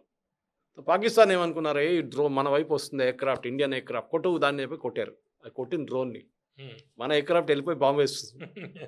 ఇదే టాక్టిక్ వీళ్ళు యూజ్ చేశారు ఈసారి. ఉమ్, ఎయిర్క్రాఫ్ట్ పంపించకుండా 35 డ్రోన్లు పంపించారు ఒకటేసారి. అన్నిటికీ F-16 సిగ్నల్స్ మిమిక్ చేశారు వాళ్ళ ఎయిర్క్రాఫ్ట్. ఉమ్, సో ఇరాన్ ఏమనుకున్నా, వస్తుందిరా బాబు 35 వస్తుంది, మనం కొడదాం వీళ్ళని అని చెప్పి వాళ్ళ ఉన్న మిసైల్స్ అన్నీ ఓపెన్ అప్ చేసేసారు. ఓ, మీరు ఈ మిసైల్ బ్యాటరీ ఓపెన్ అప్ చేసిన డిసడ్వాంటేజ్ ఏంటంటే ఆ సెకండ్లో శాటిలైట్ ఇమేజరీ లేకుంటే ట్రాకింగ్తోని మీరు ఎగ్జాక్ట్లీ ఎక్కడ ఉందని చెప్పొచ్చు. ఆ రాడార్ దాని సిగ్నల్ ఉంటుంది, ఈ రాడార్ ఇక్కడ ఉంది, ఈ పొజిషన్ లాటిట్యూడ్ ఈ లాంజిట్యూడ్లో ఉందని చెప్పేసి. అది ఆ రిపోర్ట్ రాగానే వీరు రాడార్ని అంతా కొట్టేశారు అదే డ్రోన్లో వచ్చి. ఓహో, రాడార్ అంతా ధ్వంసం. అదే టైంలో ఇజ్రాయలీ ప్లేన్స్ రావడం మొదలుపెట్టారు. వీళ్ళు ప్రతి ఒక 5-6 రాష్ట్రాల అరబ్ నేషన్స్ పైకి నుంచి వస్తున్నప్పుడు ఆ దేశాల లాంగ్వేజ్ మాట్లాడతారు. వాళ్ళ కన్ఫ్యూజన్. సౌదీ అరేబియాకి వచ్చిన అరబిక్లో మాట్లాడతారు వాళ్ళు పైలట్స్, ఇజ్రాయలీ పైలట్స్. ఉమ్, వాళ్ళంతా ఎక్స్పర్ట్స్ అనమాట. సో వాళ్ళు కూడా కన్ఫ్యూజ్ అయిపోతారు. కానీ సౌదీ అరేబియా ఏమన్నా అంటే మా ఎయిర్ స్పేస్ యూజ్ చేయకూడదు అని చెప్పారు. కానీ వీళ్ళు పట్టించుకోరు ఇజ్రాయలీ వాళ్ళు కావాలని చేస్తారు వాళ్ళు. కొత్తగా వచ్చిన యాంథ్రోపిక్ AI టెక్నాలజీని కూడా వాడారని అదే చదివాను. అన్నీ ఇట్లా జరుగుతున్న టైంలో చాలా మటుకు ఈ అటాక్ పొద్దున వీళ్ళందరూ కూర్చున్నప్పుడు కొట్టారు. దాంట్లో మేము చెప్పినట్లు 40 మంది చనిపోయారు, ఇంక్లూడింగ్ కంపెనీ టాప్ కమాండర్స్ అందరూ. ఇప్పుడు మీరు అడుగుతున్నారు, మీరు ఫైరింగ్ చేస్తున్నారు అక్కడ ఇక్కడ ఫైరింగ్ చేస్తున్నారంటే ప్రాబ్లం అది. పిచ్చోన్ చెట్ల రాయిలాగా అయిపోయింది, ఎక్కడ కొడతాడో తెలియదు. ఇప్పుడు మన దివాళీ పటాకాలు కాస్తాం చూడండి బాటిల్లో పెట్టి, అక్కడ పోతుందో తెలియదు అది. ఉమ్, సో ఒకసారి స్ట్రైట్ వెళ్తుంది, శివకాశి ఒకసారి సైడ్కి బాంబులాగా. వెళ్ళిపోతుంది, ఒక స్టెప్లో. ఆ పరిస్థితికి వచ్చింది. ఎందుకంటే వీళ్ళ దగ్గర కమాండర్స్ లేరు. ఉమ్, ఎక్స్పీరియన్స్డ్ అయినా కమాండర్స్ లేరు ఆర్డర్ ఇవ్వడానికి. Hmm. ఎవరైనా ఆర్డర్ ఇవ్వాలి కదా, నువ్వు ఇది కొట్టు, నువ్వు ఇది కొట్టు, ఇది యూజ్ చేయని చెప్పి. అది ఎవరు లేరు. ఉమ్, వీళ్ళ దగ్గర లోవర్ లెవెల్ టెక్నీషియన్స్ ఉన్నారు అంతే. ఇప్పుడు లోవర్ లెవెల్ ఆఫీసర్స్ ఉన్నారు, వాళ్ళు డిసిషన్ తీసుకోలేకపోతున్నారు, ఉమ్, ఏ నిర్ణయం తీసుకోలేకపోతున్నారు. అక్కడే ప్రాబ్లం వస్తుంది. ఇప్పుడు ఏమైందంటే వీళ్ళ దగ్గర కొన్ని రోజుల తర్వాత మిసైల్స్ కూడా ఉండవు. అది ఆల్రెడీ అమెరికా మొదలు పెట్టారు, B-2 బాంబర్స్ తీసుకొచ్చి ప్రొడక్షన్ ఫెసిలిటీస్ని కొడతాయి. ఏదైనా ఫ్యాక్టరీ దీంతో అసోసియేటెడ్ ఉంది అనుకోండి, ఇరాన్ బ్యాలిస్టిక్ మిసైల్ ప్రోగ్రాంలో ఒక ఫ్యాక్టరీ వాళ్ళు బ్యాలిస్టిక్ మిసైల్స్ కూడా కేసింగ్ తయారు చేస్తున్నారు, ఉమ్. దాన్ని కూడా కొడుతున్నారు. అంటే సురేష్ గారు, ఇప్పుడు ఖమైనీని హత్య చేసిన తర్వాత, అతను చనిపోయిన తర్వాత, ఇప్పుడు మనం చూస్తుంటే ఇరాన్దే అప్పర్ హ్యాండ్ లాగా కనిపిస్తుంది కదా. మిడిల్ ఈస్ట్ చాలా కంట్రీస్ మీద, వాళ్ళ US బేస్ల మీద వీళ్ళు దాడులు చేస్తున్నారు, చాలా డ్యామేజ్ జరుగుతుంది కదా. అది ఎక్స్పెక్టెడ్ కాదా పవన్ గారు? ఉమ్, ఎక్స్పెక్టెడ్ అది. ఉమ్, వాడు కూర్చుంటాడు అట్లనే, నన్ను కొట్టండి ఇంకొచ్చి కొట్టండి అంటాడు. వాడితో ఉన్న అంతా యూజ్ చేస్తాడు లాస్ట్ ఎఫర్ట్లో. ఉమ్, అది పెట్టుకొని ఎక్కువ రోజులు దాంతో ఆడుకోలేము కదా. ఏదో ఒకటి వచ్చి ఇజ్రాయెల్లో లేకుంటే US వచ్చి డిస్ట్రాయ్ చేస్తారు దాన్ని, ఆయుధాలన్నీ. దాని ముందు ఇది యూజ్ చేసుకుందాం, ఉమ్. ఎక్కడో వెళ్ళి పడుతుంది కదా చూద్దాం అని చెప్పి. అంటే ఇంకోటి కూడా ఒకటి ప్రచారం జరుగుతుంది, అండర్ గ్రౌండ్ లో వేలాది డ్రోన్లు రెడీగా ఉన్నాయి అనేది కూడా ఒకటి వాళ్ళు ప్రచారం. ఊరుకుంటారా US? ఉమ్, వాళ్ళు దానికోసం B-2 తీసుకొచ్చారు నిన్న. B-2 is got bunker buster bombs 38,000 అవును. ఓకే LB పౌండ్ ఉన్న బంకర్ బస్టర్ తీసుకొచ్చారు. ఉమ్, అది ఎంత ఖమైనీని లోపలైనా లేపేశారు కదా. ఎంత లోపలైనా మొత్తం తీసేస్తుంది దాన్ని. అవును, అండర్ సో గ్రౌండ్. అమెరికా ఏం చేస్తున్నారంటే, ఫస్ట్ ఈ అటాక్ జరిగిన పవన్ గారు చాలా స్ట్రాటజిక్గా అమెరికా వాళ్ళ మిడిల్ ఈస్ట్లో ఉన్న వాళ్ళ పార్ట్నర్స్, సౌదీ అరేబియా ఉండొచ్చు, UAE ఉండొచ్చు, బహ్రెయిన్ ఉండొచ్చు, ఖతార్ ఉండొచ్చు, వీళ్ళందరూ ఏమన్నారంటే, మీరు ఇరాన్ని మీరు అటాక్ చేయకూడదు, ఇరానియన్ లీడర్షిప్ని మీరేం చేయకండి, చేస్తే మాకు ప్రాబ్లం అవుతుంది, మా లోకల్ పాపులేషన్లో చాలామంది షియాలు ఉన్నారు, వాళ్ళు గొడవ చేస్తారు. అది కాకుండా మీరు చెప్పినట్లు ఇప్పుడు ఏం చేస్తారు ఇరాన్ అది కూడా తెలియదు. వాళ్ళ దగ్గర ఉన్న మిసైల్ అక్కడిక్కడ ఫైర్ చేస్తారు, మా మీద కూడా చేస్తారు. మీ బేస్ మా దగ్గర ఉంది కదా, అక్కడికి ఫైర్ చేస్తారు. అది తప్పుగా వచ్చి అక్కడిక్కడ పడిపోతుంది. మొన్న చూసాను దుబాయ్లో పామ్ జుమెరాలో వచ్చి పడిపోయింది. అక్కడ ఏం బేస్ ఉంది, ఏం లేదు అక్కడ.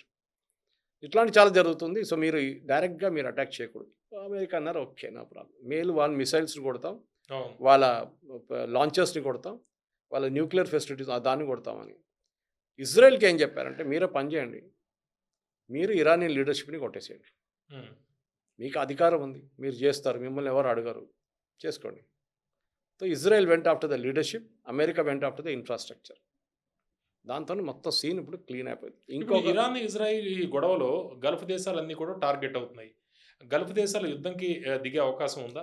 యుద్ధం దాకా వెళ్ళదండి, ఇది అయిపోయింది. ఇంకా 2 రోజులు ఉంటుంది ఆయన దగ్గర పటాకాలు స్టాక్, దాని తర్వాత ఫినిష్, కొత్త స్టాక్ దొరకదు. ఎవరు అమ్మడానికి రెడీ లేరు. ఇరానియన్ రెజీమ్ పడిపోతుంది. వారం లోపల మార్క్ మై వర్డ్స్ ఇరానియన్ రెజీమ్‌లో కొత్త మార్పు వచ్చేస్తుంది. వీళ్ళు ఆల్రెడీ రెడీ అంటారు. ఇప్పుడు ఎందుకంటే సౌదీ అరేబియా గానీ, హ్మ్. ఒమాన్ గానీ, బహ్రెయిన్, యూఏఈ వీళ్ళందరూ ప్రెషర్ పెడుతున్నారు ఇరాన్ మీద. మీ వైపు నుంచి ఒక మనిషిని నామినేట్ చేసుకోండి ప్రెసిడెంట్‌గా. వాళ్ళు అమెరికాతోని మనం మాట్లాడదాం. ఆల్రెడీ అమతుల్లా అరాఫీని పెట్టారు కదా వాళ్ళు. పోయారు కదా ఆయన కూడా. Hmm. So there is nothing like leader. Israel policy ఏంటంటే ఎవడైనా లీడర్ అని చెప్పి రాగానే వాన్ కూడా కొట్టేస్తారు. హ్మ్. జరిగింది దీనికంటే ముందు కూడా. సో లీడర్ అని కాదు. పవన్ గారు లీడర్ అని అడగట్లేదు. మీరు లీడర్ని తీసుకురాని చెప్పట్లేదు. Resume change. రెజీమ్ చేంజ్ ఉండాలి. మడూరో లాగానే అక్కడ ఒక వైస్ ప్రెసిడెంట్ ఉన్నారు. హ్మ్. ఆమె వచ్చి నేను ప్రెసిడెంట్గా అయిపోతాను, మీ మాటలు నేను వింటానన్న. అయిపోయింది చాలు. వాళ్ళకి అది కావాల్సింది. ఇరాన్లో కూడా వాళ్ళకి అదే కావాలి. ఇప్పుడు వీళ్ళందరూ అన్నారు షా పేల్వి ఆయన తీసుకొస్తారు, కొడుకు ఉన్నాడు కదా అక్కడ ఆయన. హ్మ్.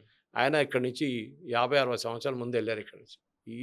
ఆయనకి టచ్లో లేరు సిటిజన్స్తో, ప్రజలతో అసలు సంబంధం లేదు ఆయనకి. హ్మ్. ఆయన తీసుకొచ్చి ఏం చేయలేరు. యువరాజు యువరాజుని చెప్పుకోవచ్చు అక్కడ కూర్చొని, ఇంట్లో చెప్పొచ్చు మనం. హ్మ్. అక్కడ దిగి గ్రౌండ్లో పనిచేయాలంటే వాళ్ళకి ఎక్స్పీరియన్స్డ్ ఒక పొలిటికల్ లీడర్ కావాలి. అది ఇరాన్లో నుంచే రావాలి, హ్మ్. బయట నుంచి తీసుకురాకూడదు దాన్ని. సో ఇప్పుడున్న దాంట్లో వీళ్ళ దాంట్లోనే ఎవరో ఒకరు టేక్ ఓవర్ చేసి అక్కడున్న ముల్లాల్ని తరిమి కొట్టాలి అక్కడి నుంచి ఫస్ట్. హ్మ్. వాళ్ళని రష్యాకు ఎక్కడైనా పంపించేసేయాలి. మొత్తం ఆ కమేనీ గ్రూప్ మొత్తం నుంచి వాళ్ళని మొత్తం తీసేసేయాలి అక్కడి నుంచి. ఒక ఓపెన్ డెమోక్రటిక్ సిస్టమ్ లాగా తీసుకొచ్చి ఇక్కడ చేసినట్టు సిరియాలో కూడా వాళ్ళు ఒక అల్ఖైదా టెర్రరిస్ట్ని ప్రెసిడెంట్ చేశారు, మీకు గుర్తుంటుంది. హ్మ్. వైట్ హౌస్లో కూడా వచ్చాడు ఆయన మీద $10 మిలియన్ రిమాండ్ ఉండే ముందు. ఆ రివార్డు కూడా తీసి పక్కన పెట్టేశారు ఇప్పుడు వీళ్ళు. సో అట్లాంటి పని ఇక్కడ కూడా జరగవచ్చు. హ్మ్. వీళ్ళ వైపు నుంచి కూడా ఇంకా ముందుకెళ్తే మనం మొత్తం దేశం అంతా సర్వనాశనం అయిపోతుంది. అమెరికాతో ఒక ఒప్పందం చేసుకుందాం మనం. హ్మ్. That we will arrive at agreement అనమాట. సో అదే చేస్తున్నారు ఇప్పుడు పవన్ గారు. దట్ అగ్రిమెంట్ ఓన్లీ ఇప్పుడు జరగబోయే ఈ చర్చల్లో ఉంటుంది.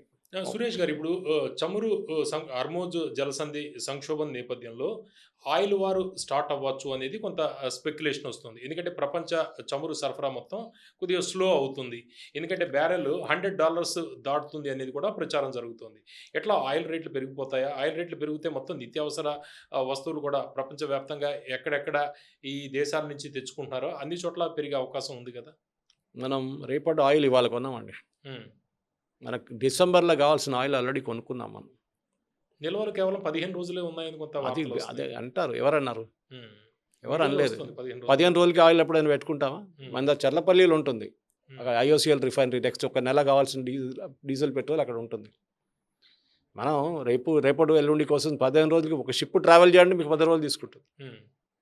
ముందు సో మన దగ్గర అండర్ గ్రౌండ్ ట్యాంకర్స్, పెద్ద ట్యాంక్స్ ఉన్నాయి మన దగ్గర. వైజాగ్‌లో కూడా చాలా వైజాగ్లో కూడా ఉంది, అవును. మన మ్యాంగ్లూర్లో ఉంది, చాలా మటుకు ప్లేస్ గోవా దగ్గర ఉంది, కార్వార్లో. హ్మ్.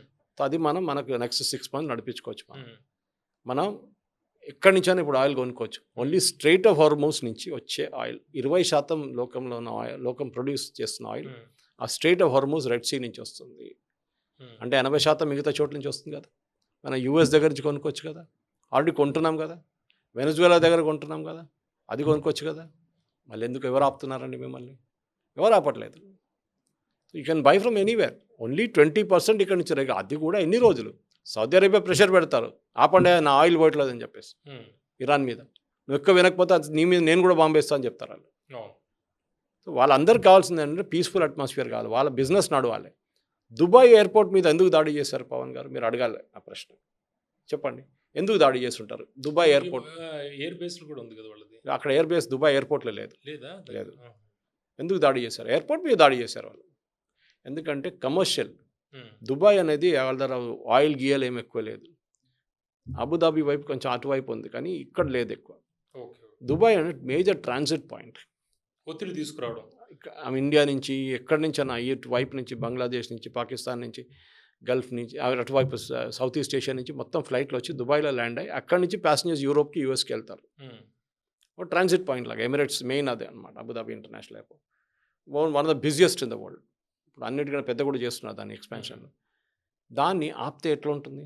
రన్వే కూడా డ్యామేజ్ అయ్యాయి. ఇప్పుడు చూడండి, అది ఇక్కడ రన్వే డ్యామేజ్ అయింది, సైప్రస్లో కూడా అయింది, ఇక్కడ కాలేదు. కువైట్లో ఏదో జరిగింది. కానీ Abu Dhabi airport is only terminal కొట్టారు వాళ్ళు.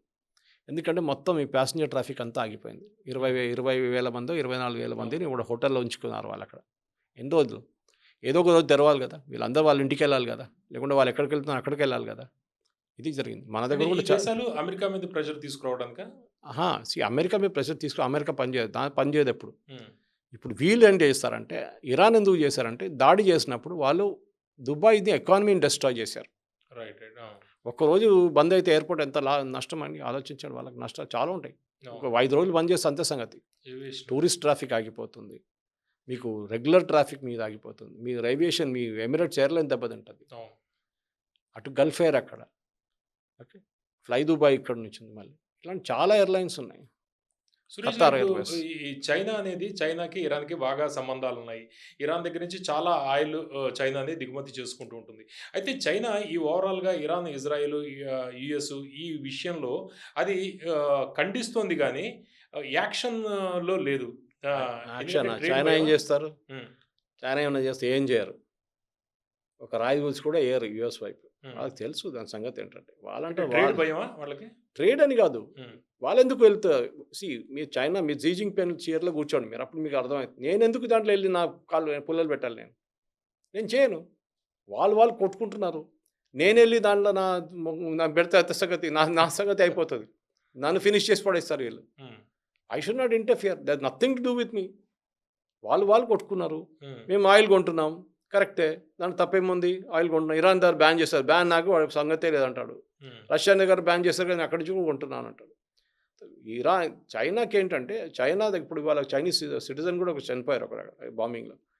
చైనాకి మేజర్ వాళ్ళ ప్రాజెక్ట్స్ ఉంది అక్కడ. అది వాళ్ళు చూసుకుంటారు. హ్మ్. చైనాకి ఈ ఆయిల్‌తోని, ఈటిలతోని వాళ్ళు ఎక్కడ కావాలంటే అక్కడ తెప్పించుకుంటారు వాళ్ళు. రష్యా పరిస్థితి కూడా అంతేనా? అసలకే ఉక్రెయిన్ గొడవలో ఉన్నారు వాళ్ళు. రష్యా కూడా ఇంట్లోకొచ్చే ఏం చేయరు. పరిస్థితి లేదు. స్టేట్మెంట్ ఇష్యూ మన దగ్గర సీపీఎం వాళ్ళు ఉన్నారు కదా అట్లా. హ్మ్. వాళ్ళు ఖండిస్తున్నారు. సీపీఎం వాళ్ళు మేము ఖండిస్తున్నాం అంటారు. ఏది హ్మ్. ఒక ఎమ్మెల్యే, 2 ఎమ్మెల్యేలు పెట్టుకుని ఉన్న పార్టీ హ్మ్. ఖండిస్తున్నాం, మేము అది చేస్తాం, ఇది చేస్తాం ఏం చేయరు. ఒట్టిగా స్టేట్మెంట్లు ఇవ్వడానికి ఉన్నారు వాళ్ళు. హ్మ్. సో ఇది పరిస్థితి. ప్రాబ్లమ్ ఎక్కడ వస్తుందంటే పవన్ గారు, ఇది ఒక ఎకనామిక్ కాన్ఫ్లిక్ట్ ఇది. హ్మ్. ఒకటి ఆయిల్ మీద. ఒకసారి ఆయిల్ అమెరికా చేతికొచ్చిందనుకోండి, అదే టైంలో అమెరికా వెనెజువేలాలో ఆడిన గేమ్ ఆడతారు ఇక్కడ కూడా. కావాల్సిన రెజ్యూమ్‌ని పెట్టుకుంటారు. గేట్ కాడ ఒక టేబుల్ ఏసుకొని కూర్చుంటాడు ట్రంప్. హ్మ్. ప్రతి షిప్ బయటికెళ్తే దాని దగ్గర నుంచి డబ్బులు గుంజుకుంటాడు. అవును. ఇది వాళ్ళకి కావాల్సింది. This is what they need. వాళ్ళ ఆయిల్ అమ్మాలి. ఇక్కడ ఆయిల్ కంట్రోల్ చేయాలి. హ్మ్.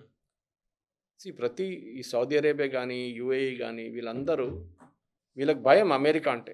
హ్మ్. వీళ్ళందరూ అమెరికన్ బేసెస్ ఎందుకు ఇచ్చారు? వాళ్ళకి ప్రేమ ఏమి లేదు అమెరికాతోని. అవును. వాళ్ళు బేస్‌లు ఎందుకు ఇచ్చారంటే అక్కడి నుంచి వాళ్ళు ఏమైనా చేసుకోవచ్చు. ఆ హ్మ్. బేస్ నుంచి వాళ్ళు మమ్మల్ని ప్రొటెక్ట్ చేస్తారు. అవును. అమెరికా బేస్ మీద దాడి జరిగితే అమెరికా చూసుకుంటారు. దాంతో మేము కూడా స్ట్రాంగ్ అయిపోతాం. హ్మ్. ఇప్పుడు ఖతార్ మీద బాంబ్ వేస్తే ఖతార్ బాంబ్ రిటర్న్ ఎయ్యరు. అమెరికా చేసుకుంటారు అది. బహ్రెయిన్‌లో మనామాలో వాళ్ళ నేవల్ బేస్ ఉంది. దాన్ని అటాక్ చేశారు. ఎవరు రిటర్న్ కొడతారు? అమెరికా చేస్తారు. మా మీద దాడి చేస్తావు కదా!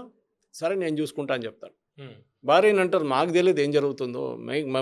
మనం ఫ్రెండ్స్ యాక్చువల్లీ అంటారు. కానీ అమెరికా కొడుతున్నారు వాడినెళ్ళి. ఈ పరిస్థితి అనమాట. సో అమెరికన్ బేసెస్‌కి యాక్సెస్ ఇచ్చారు వీళ్ళు. హ్మ్. మిడిల్ ఈస్ట్ ఎన్నో 22 బేస్‌లు ఎంతో ఉంది అమెరికాకి. కావాలని పెట్టుకున్నారు. సెంట్కామ్ కింద వస్తుంది. హ్మ్. సెంట్రల్ కమాండ్ కింద వస్తుంది అమెరికన్ ఆర్మీది, ఆర్మ్ ఫోర్సెస్. ఒక అడ్మిరల్ కమాండ్ చేస్తున్నారు ఇప్పుడు దాన్ని. కూపర్ అనుకుంటా, అడ్మిరల్ కూపర్. సో పరిస్థితుల్లో ఇప్పుడున్న దాంట్లో అమెరికాకి ఏంటంటే సెల్ఫిష్ ఇంట్రెస్ట్. ఒకటి ఇప్పుడున్న రెజ్యూమ్ తీసేసేయాలి. రెజ్యూమ్ చేంజ్ రావాల్సిందే. వీళ్ళు ఉండకూడదు. హ్మ్. డెమోక్రసీ అంతా పక్కన పెడదాం ముందు. హ్మ్. ఫస్ట్ ఇది మనం చూసుకోవాలి. ఏంటి? నూనె. First oil, gas. Iran is the world's second largest producer of gas hmm. After Qatar. Third largest oil producer after Saudi Arabia. హుహు. Venezuela first, Saudi Arabia second, Iran third. Hmm. కానీ last year ఈ ban అంతా పెట్టారు చూడండి. వీళ్ళు అమ్మడానికి అస్సలు పద్ధతే అవును. లేదు. ప్రసక్తే లేదు వాళ్ళు అమ్మడానికి. వెనెజువేలాని ఇంత బ్యాన్ చేశారు ఎందుకని ముందు. వాళ్ళు లోకానికి మొత్తం ప్రొడ్యూస్ చేస్తున్న వరల్డ్‌లో ఉన్న ఫ్యూయల్‌కి 3% కాంట్రిబ్యూషన్ వాళ్ళు. 3%. హ్మ్. It should be at least minimum 20%. కానీ అమ్మలేకపోతున్నాం రష్యా లాగానే. చేసేది కూడా చైనాకే వాళ్ళు చేసుకోవడం. అంతే. మన దగ్గర అమ్మారు కొన్ని రోజులు, మనం కూడా బంద్ చేసాం. దాని తర్వాత హ్మ్. యూఎస్ థ్రెట్ ఇచ్చారు మనకు కూడా. వాళ్ళ మీద న్యూక్లియర్ నడుస్తుంది. బంద్ చేయండి, దుకాణం బంద్ చేయండి అని చెప్పేసి. హ్మ్. సో బేసిక్‌లీ అమెరికాకి ఏం కావాలంటే ఒకసారి ఆయిల్ వస్తే ఆయిల్ ప్రైసెస్ కంట్రోల్ చేసుకోవచ్చు. వాళ్ళ ఆయిల్ ప్రైసెస్ పెంచొచ్చు వాళ్ళు. ఏమైనా హ్మ్. చేసుకోవచ్చు. అక్కడ వెస్ట్ ఏషియాలో కూడా వాళ్ళు ఇంకొక ప్రాక్సీ వస్తుంది. అమెరికాకి ఏంటంటే పవన్ గారు, వాళ్ళు ఏ దేశంలో వెళ్ళి ఇంటర్ఫియర్ చేశారో అది మొత్తం సత్యనాశం అయిపోయింది. దాని తర్వాత మొత్తం నాశనం అయిపోయింది. లిబియా తీసుకోండి. లిబియన్ ప్రెసిడెంట్ పేరు మీకు తెలుసండి? తెలియదు, నాకు కూడా తెలియదు. ఇరాక్ అంతే సంగతి. ఇదివరకు జమానాలో తెలుసు, ఎవరికి తెలియదు. సద్దాం హుసేన్ ఉన్నప్పుడు దాకా పీస్ఫుల్గా ఉండే, ప్రాబ్లం లేకుండా ఈ డిక్టేటర్, అదంతా కరెక్టే. మొహమ్మద్ గద్దాఫీ లిబియాలో ఉన్నప్పుడు దాకా ఆయన కూడా డిక్టేటర్, చాలా మంది చంపారు, అదన్నీ కరెక్టే. కానీ వాళ్ళు అన్నప్పుడు ఒక స్టెబిలిటీ ఉండే. ఆ గవర్నమెంట్ పడిపోగానే వాళ్ళు దాన్ని అన్నిట్లో కొట్టుకున్నారు. ఇంటర్ రిలీజియస్ గ్రూప్స్, అక్కడ ట్రైబల్ గ్రూప్స్, వీళ్ళందరూ కొట్టుకున్నారు. సిరియా కూడా అంతే అయింది, ఆఫ్ఘనిస్తాన్ అంతే. అమెరికా ఎక్కడికి వెళ్ళారు అక్కడన్నీ వాళ్ళు ఆ ఏరియా మొత్తం ధ్వంసం చేసి వచ్చేసారు బయటికి. వాళ్ళతో నడిపిలేరు. వాళ్ళ గవర్నమెంట్ అనే కాన్సెప్ట్ వాళ్ళ దగ్గర లేదు. బాంబులు లేరా, యుద్ధం చేయరా అంటే చేస్తారు, కానీ గవర్నమెంట్ నడిపించడం, రెజీమ్ చేంజ్ అంటారు. రెజీమ్ చేంజ్ వచ్చిన తర్వాత ఏం చేస్తారు చెప్పండి? What will you do after regime change comes, that is very important. వాళ్ళ పాత్ర పెంచుకోవడం అందులో అంతే. బ్రెజిల్లో సిచ్యువేషన్ ఇప్పుడు చూడండి, ఆయన అక్కడ కూడా థ్రెటన్ చేస్తున్నాడు. ఇటు ఎక్వెడార్ని థ్రెటన్ చేస్తున్నారు, చాలా దేశాలు థ్రెటన్ చేస్తుంటారు ట్రంప్. వెనిజువేలా కూడా ఏం చేశారు, ఆమె ట్రంప్ మాట వింటుందని చెప్పి ఆయన కూర్చున్నాడు క్వైట్గా. ఎన్ని రోజులు ఉంటుందో తెలియదు. ఏదో ఒకటి తీసుకొచ్చి ఆమె కూడా ఉంటుంది, గెట్ లాస్ నేను పట్టించుకోవాలని చెప్తే ఆ రోజు ఆమెను కూడా తీసి పక్కన పడేస్తారు. అప్పటిదాకా ట్రంప్ ఉండాలి కదా. ట్రంప్ 3 సంవత్సరాల తర్వాత వెళ్ళిపోతాడు, అది ఉండడు. కానీ దట్ ఇస్ అమెరికన్, ఎవరు పోయినా కానీ అమెరికన్ యాటిట్యూడ్ అంతే ఉంటుంది. మీరు బైడెన్ టైంలో కూడా చూడండి, అదే యాటిట్యూడ్ ఉంది వాళ్ళకి, ఏ తక్కువేం కాదు వాళ్ళు. మీరు అనుకోవచ్చు ట్రంప్ చాలా అగ్రెసివ్ ఉంటుంది, కరెక్ట్. అది ఆయన లోకల్ పాలిటిక్స్ కోసం, లోకల్ ఓట్స్ కోసం. ఇప్పుడు మిడ్ టర్మ్ వస్తుంది కదా నవంబర్లో, దానికోసం. ఇది ప్రాబ్లం. ఇంకన్నా ముందు కూడా ట్రంప్ ఒకసారి ట్వీట్ చేశారు ఒబామా గురించి. ఒబామా యుద్ధాలు ఎందుకు తీసుకొస్తా అంటే, యుద్ధాలు ఎందుకు చేస్తా అంటే ఎలక్షన్ గెలవడానికి అని చెప్పి. ఇప్పుడు మొన్న అది రీట్వీట్ చేస్తారు ఎవరో, మీరు కూడా దానికోసం చేస్తున్నారా అని చెప్పేసి. కానీ దీంట్లో ఒక పాయింట్ ఉంది వాళ్ళకి, కరెక్టే. ఐ మీన్ ఫ్రమ్ మీరు ఇజ్రాయెల్ పర్స్పెక్టివ్ నుంచి చూస్తే కరెక్ట్, వాళ్ళకు పాయింట్ ఉంది, లేదని లేదు పవన్ గారు. ఏంటి, ఈ ఆయుధం వచ్చేస్తే రేపు ఇరాన్కి మళ్ళీ మా ఎగ్జిస్టెన్స్ ఉండదు, ఏదో ఒక రోజు మా మీద న్యూక్లియర్ బాంబు వేస్తారు, దాన్ని రాకుండా అడ్డుకోవడానికి మా ఏ కృషి అని చేయాల్సిందే, అది చేస్తున్నారు. మనం ఏం రోల్ తీసుకుంటున్నాం? స్ట్రాటజిక్ బ్యాలెన్సింగ్ లేకపోతే ఒక స్టాండ్ తీసుకున్నాం? మనం ఎందుకండి, మనకేం పోయింది? ఇది ఎప్పుడు మనం ఇండియాలో చాలా స్ట్రాంగ్గా ఆలోచిస్తాం, మనం చాలా స్ట్రాంగ్ నేషన్, మనం అన్నిట్లో మనం చేయబెట్టాలి అని చెప్పి. అక్కర్లేదు, వాళ్ళు కొట్టుకుంటున్నారు. మన ఎందుకు? మనకి చాబార్ ఫోర్ట్ ఉంది, కరెక్ట్. ఆ పోర్ట్ మనకి ఇచ్చారు ఇరాన్, అది మాకు కావాలి. ఎప్పుడు వచ్చినా కానీ రేపు ఆ పోర్ట్ మాది, మేము ఆల్రెడీ పెట్టుబడి పెట్టాం దాంట్లో, మాకు కావాలి ఆ పోర్ట్, అంతే. గాజా పీస్ కూడా మద్దతు తెలిపాం, అంతే చెప్తారు. మోదీ గారు అదే కదా, you just keep an cool away from it. అది వాళ్ళు కొట్టుకుంటున్నారు, వాళ్ళు చూసుకుంటారు. మనం వెళ్ళి దాంట్లో పాకిస్తాన్ లాగా సజెషన్స్ ఇవ్వక్కర్లేదు, వాళ్ళకి తెలుసు ఏం చేయాలని. We just keep quiet, don't do anything. Narasimha Rao గారి స్ట్రాటజీ ఉండేది, మీకు గుర్తుంటుంది. Don't take a decision. ఒక మీ దగ్గర ప్రాబ్లం తీసుకొని నేను నరసింహారావు గారి దగ్గర వెళ్తే, సరే చూద్దాం పక్కన పెట్టు అంటాడు. ఏ నిర్ణయం తీసుకోకపోవడమే ఒక నిర్ణయం. ఒకరోజు ఆ ప్రాబ్లమే వెళ్ళిపోతుంది అనమాట, అంతే. So this is what I'm saying. So ఈ దాంట్లో కూడా మోదీ గారు ఏంటి, నెతన్యాహుతో మాట్లాడారు, ఒమాన్తో మాట్లాడారు, అందరితో మాట్లాడతారు. ఎందుకంటే మన ప్రెసెన్స్ కూడా ఉండాలి. అరే మీరు వద్దు, కొట్టుకోవద్దు, ఇట్లా కొంచెం శాంతి తీసుకురండి అంటే సరే అని చెప్తారు, అంతే సంగతి, పక్కన పెట్టేసి మళ్ళీ ఇంకో కాల్ వస్తుంది, అదే అంటారు రిప్లై మళ్ళీ నెతన్యాహు. అందరూ అదే అన్నారు, మోదీ గారు వెళ్ళడానికి వెయిట్ చేశారేమో నెతన్యాహు, దాని తర్వాత బాంబింగ్ మొదలు పెట్టారని చెప్పేసి అన్నారు. సో మన రోల్ ఏం లేదు, మన రోల్ అంటే మనకు ఆయిల్ కంఫర్టబుల్ ప్రైసెస్లో రావాలి, అది ఎక్కడి నుంచి వచ్చినా మనకు ప్రాబ్లం లేదు. ఇన్ఫ్యాక్ట్ నేను నిన్న ఒక ట్వీట్ కూడా చేశాను నా ట్విట్టర్లో, ట్రంప్ మన మీద ఇంకా 20% పెట్టబోతున్నట్ట టారిఫ్. ఎందుకని అడగండి, చెప్పండి. మనం ఆ రష్యా దగ్గర నుంచి ఆయిల్ కొనుక్కోవాలంట. రష్యా దగ్గర నుంచి as a joke I was saying, because వరల్డ్లో ఆయిల్ ప్రైసెస్ పెరిగిపోయినాయి. బైడెన్ అదే చేశాడు కదా, పెరిగినప్పుడు ఆయిల్ ప్రైసెస్ లాస్ట్ టైం ఇండియాకి మన మోదీ గారికి ఫోన్ చేసి, మోదీ గారు మీరు ఆయిల్ కొనండి, కొని మళ్ళీ వరల్డ్కి అంతా రిఫైన్ చేసి అమ్మేసుకోండి, దాంతో ఆయిల్ ప్రైస్ పడిపోతున్నాను. అదే జరిగింది. ఇప్పుడు 100, 110కి వెళ్తే మళ్ళీ కొనుక్కోండి రష్యా దగ్గర నుంచి, మీరే రీఫైన్ చేసి మీరే అమ్ముకోండి. ఇమ్మీడియట్గా 60 కొనమని చెప్పింది, మిగతా 60కి వచ్చేస్తుంది డాలర్. సప్లై లేదు కదా మార్కెట్లో, డిమాండ్ ఎక్కువ ఉంది. సో ఎకనామిక్స్ అది, సప్లై అండ్ డిమాండ్. రష్యా కూడా రేపు రష్యన్ ఆయిల్ మస్తు పడినాయి. రేపు అంటారు సరే ఇప్పుడు టెంపరీ ప్రాబ్లం, పని చేయండి, రష్యా దగ్గర నుంచి నెక్స్ట్ 6 months కొనుక్కోండి, మాకు తెలియదు మీరు ఏం చేస్తున్నారు, మీరు ఏం చేసుకోండి, మేము చూడలేదు, మాకు కనిపించలేదు, ఎవరు చెప్పలేదు, మేము వినలేదు, అంతే సంగతి. ఇది కూడా జరగవచ్చు ఒకరోజు, ఉమ్, ఎక్కువ రోజులు నడవదు ఎనీవే దిస్ వన్. ఈ కాన్ఫ్లిక్ట్ అనేది ఒక మ్యాక్సిమం 1 వీక్ 10 డేస్లో అయిపోతుంది. ఉమ్, ఓకే, ఎందుకంటే మిడిల్ ఈస్ట్ అనేది చాలా క్రూషియల్ ఏరియా ఇప్పుడు. ముందట్లాగా ఆయిల్కి ఒక్కటే కాదు, వాళ్ళ ట్రేడింగ్ ఉంది, టూరిజం ఉంది, వాళ్ళకి చాలా మటుకు స్ట్రాటజిక్ యూసెస్ ఉన్నాయి. ఉమ్. సో సౌదీ అరేబియా కానీ, ఒమాన్ కానీ, యుఏ కానీ ఇట్లాంటి రాష్ట్రాలు చాలా మటుకు ఇరాన్ మీద ప్రెషర్ పెట్టడం మొదలుపెట్టారు. అంటే సురేష్ గారు యుఎస్ఏ చెప్తుంది 1 మంత్ దాకా కొనసాగే అవకాశం ఉంది అనేది, వాళ్ళు ప్రిపేర్ అవుతున్నారు అదంతా కదా. చెప్తారు. ఇప్పుడు పుటిన్ అయితే నేను వారంలో ఫినిష్ చేస్తా అన్నారు కదా యుద్ధం, ఓ, యుక్రెయిన్ యుద్ధం 4 సంవత్సరాల ముందు అన్నారు, వారం లోపల అయిపోతుంది అన్నారు. ఏమైంది? ఇంకా నడుస్తుంది 4 సంవత్సరాల తర్వాత. ఇజ్రాయెల్ అన్నారు అది గాజానా, మేము 1 వీక్లో వీళ్ళు ఫినిష్ దమ్ ఆఫ్ అన్నారు. ఇంకా అక్కడ కూడా చాలా రోజులు అయితే నడుస్తుంది. వాళ్ళు అనుకుంటున్నాను కన్నా ఈ ఇష్యూలో, ఇరాన్ ఇష్యూలో తొందరగానే అయిపోవచ్చు. తొందరగానే దావచ్చు, డిలే కూడా కావచ్చు, కానీ ఎక్కువ రోజులు నడవదు. ఎందుకంటే ఉమ్, ఒక్క రాష్ట్రం కాదు, ఒక్క రష్యా ఒక యుక్రెయిన్ కొట్టడు కాదు. ఓకే, ఒక్క ఇజ్రాయెల్ ఒక గాజా కాదు ఇక్కడ ఇష్యూ, చాలా రాష్ట్రాలు ఉన్నాయి అక్కడ. ఉమ్, వరల్డ్స్ ఆయిల్ రిసోర్సెస్ ఉన్నాయి, ఎఫెక్ట్ అవుతున్నాయి. ప్రతి రాష్ట్రం మీద ఇంపాక్ట్ ఉంటుంది. ఎక్కడో ఉన్న ఇండోనేషియా, ఎక్కడో ఉన్న ఫిలిప్పీన్స్, వాళ్ళ మీద కూడా ఇంపాక్ట్ ఉంటుంది. మాకేం పోయిందని కూర్చుంటే కాదు, అది వాళ్ళ మీద సురేష్ కూడా గారు, ఉంటుంది. ఇప్పుడు ఈ దేశాల గురించి మనం మాట్లాడాము, ఈ ఇజ్రాయెల్ ఎట్లా, యుఎస్ ఎట్లా ఉంది, మిడిల్ ఈస్ట్లోని ఇతర కంట్రీస్ గురించి మాట్లాడాము. అసలు ఇరాన్లోనే అంతర్యుద్ధం నడుస్తుంది అనేది మొదటి నుంచి చెబుతున్నారు కదా, అందులోనే ప్రజల్లోనే ఒక అసమ్మతి ఉంది, తిరుగుబాటు ఉంది అనేది. వాళ్ళు ఎట్లా చూస్తున్నారు దీన్ని? వాళ్ళకేంటంటే వాళ్ళందరూ ఆఫ్కోర్స్ ఈ ఉన్న జనరేషన్కి షా ఆఫ్ ఇరాన్ జనరేషన్తో సంబంధం లేదు, వాళ్ళు చూడలేదు, ఫోటోలు చూసుంటారు, వీడియోలు చూసుంటారు అవును. అంతే. కానీ ఇప్పుడున్న జనరేషన్ కూడా రిలీజియన్ కావాలండి, ఎవరు వద్దన్నట్లేదు. ఉమ్, ఒక రిలీజియన్ చాలా తలకి తిక్కేస్తే అంతే సంగతి.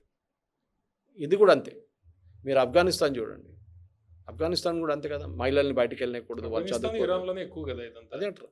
సో షరియా లా పెట్టుకుంటాం, ఉమ్, షరియా లా పెట్టుకుని ఏం చేసుకుంటారు మీరు? మహిళల్ని బయట వెళ్ళకూడదు, మహిళలు పురుషులతోనే వెళ్ళాలి, వాళ్ళ వాళ్ళ ఓన్ రిలేటివ్స్తోనే వెళ్ళాలి, వాళ్ళ భర్తతోనే వెళ్ళాలి, లేకుంటే బయటికి వెళ్ళకూడదు. అరే, సో అవును. మీరు ఎక్కడ తీసుకెళ్తున్నారు? 17th సెంచరీకి తీసుకెళ్తున్నారా? ఉమ్, 16th సెంచరీకి తీసుకెళ్తున్నారు.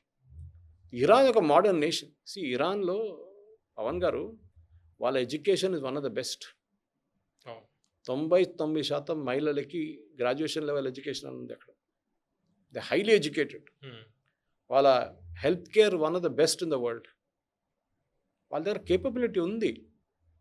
కానీ ఈ ముల్లాలు వచ్చి ఏం లేదు, మీరు ఏం చేయకూడదు, మహిళలు ఇంట్లో కూర్చోవాలి, ఇట్లా చాలా మటుకు వీళ్ళ దగ్గర ఇన్సిస్టెన్స్ ఉంటుంది. మీరు ఒక మోడర్న్ నేషన్, మీరు జార్డన్ తీసుకోండి, it's also ruled by one family, the Hashemite kingdom. Saudi Arabia తీసుకోండి, మొహమ్మద్ బిన్ సల్మాన్ ఏమంటున్నారు? 2030 దాకా నేను సౌదీ అరేబియాని యూరోప్ చేసేస్తాను. వాళ్ళు ఆలోచిస్తున్నారు ముందుకే.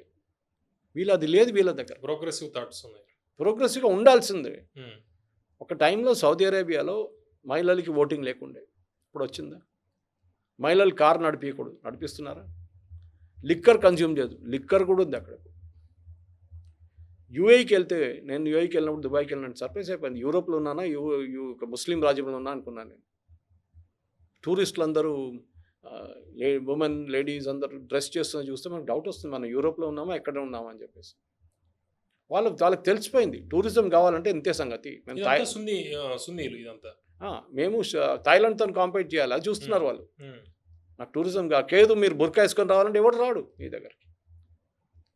ఖతార్ చూడండి, it's a supporter of all the terrorist groups.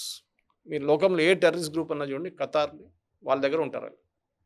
Muslim Brotherhood ఉన్నారు అక్కడ, హమాస్ లీడర్స్ అక్కడే ఉన్నారు, అల్ఖైదా లీడర్స్ అక్కడే ఉన్నారు, తాలిబాన్ లీడర్ కూడా అక్కడే ఉంటారు. వీళ్ళందరూ ఉండే ఖతార్లో.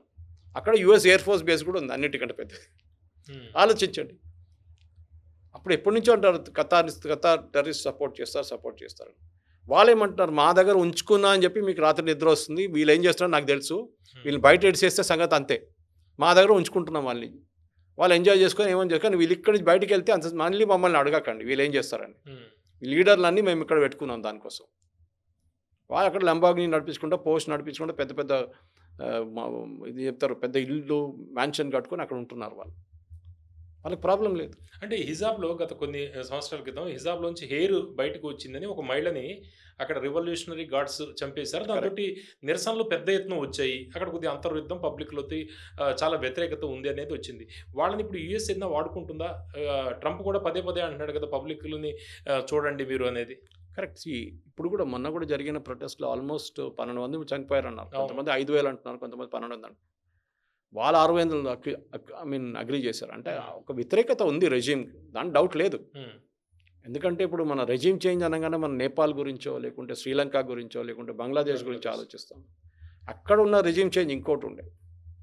ఇక్కడేంటంటే ఒక అటోక్రసీ, ఒక డిక్టేటర్ వచ్చి మీ మీద మీ జీవితంలోనే మీరు మార్పులు తీసుకురాలేకపోతున్నారు. హ్మ్. వాళ్ళు మోడర్నైజేషన్‌కి అగెయిన్స్ట్ ఉన్నారు. వాళ్ళకేంటంటే రిలీజన్ ఆ పిచ్చిలో ఉన్నారు వాళ్ళు. ప్రపంచం అంతా ముందరకెళ్ళిపోతుంది. ఎక్కడికో వెళ్ళిపోతుంది. నేను ఎగ్జాంపుల్ ఇచ్చాను మీకు. వాళ్ళ దగ్గర ఉన్న సౌదీ అరేబియా మారిపోయారండి. Hmm. The holy custodian of 2 of the Islam's holiest sites Mecca and Medina. వాళ్ళంత కన్జర్వేటివ్‌గా ఉన్న ఒక 10, 20 సంవత్సరాల ముందు సౌదీ అరేబియా కాదు ఇప్పుడున్న సౌదీ అరేబియా. చాలా మారిపోయారు. లోకం ముందుకెళ్తున్నాం, వాళ్ళు కూడా ముందు తోడెళ్ళాలి. ఇది కాదు కదా! మేము మారము. హ్మ్. Death to America, death to Israel. ఇది వాళ్ళ రెగ్యులర్ స్లోగన్. ఏం చేసుకుంటారు? Death to America, death to Israel ఉంటారు, అమెరికా ఉంటారు, మీరు ఉండరు. అంతే. ఇప్పుడు అదే జరిగింది కదా!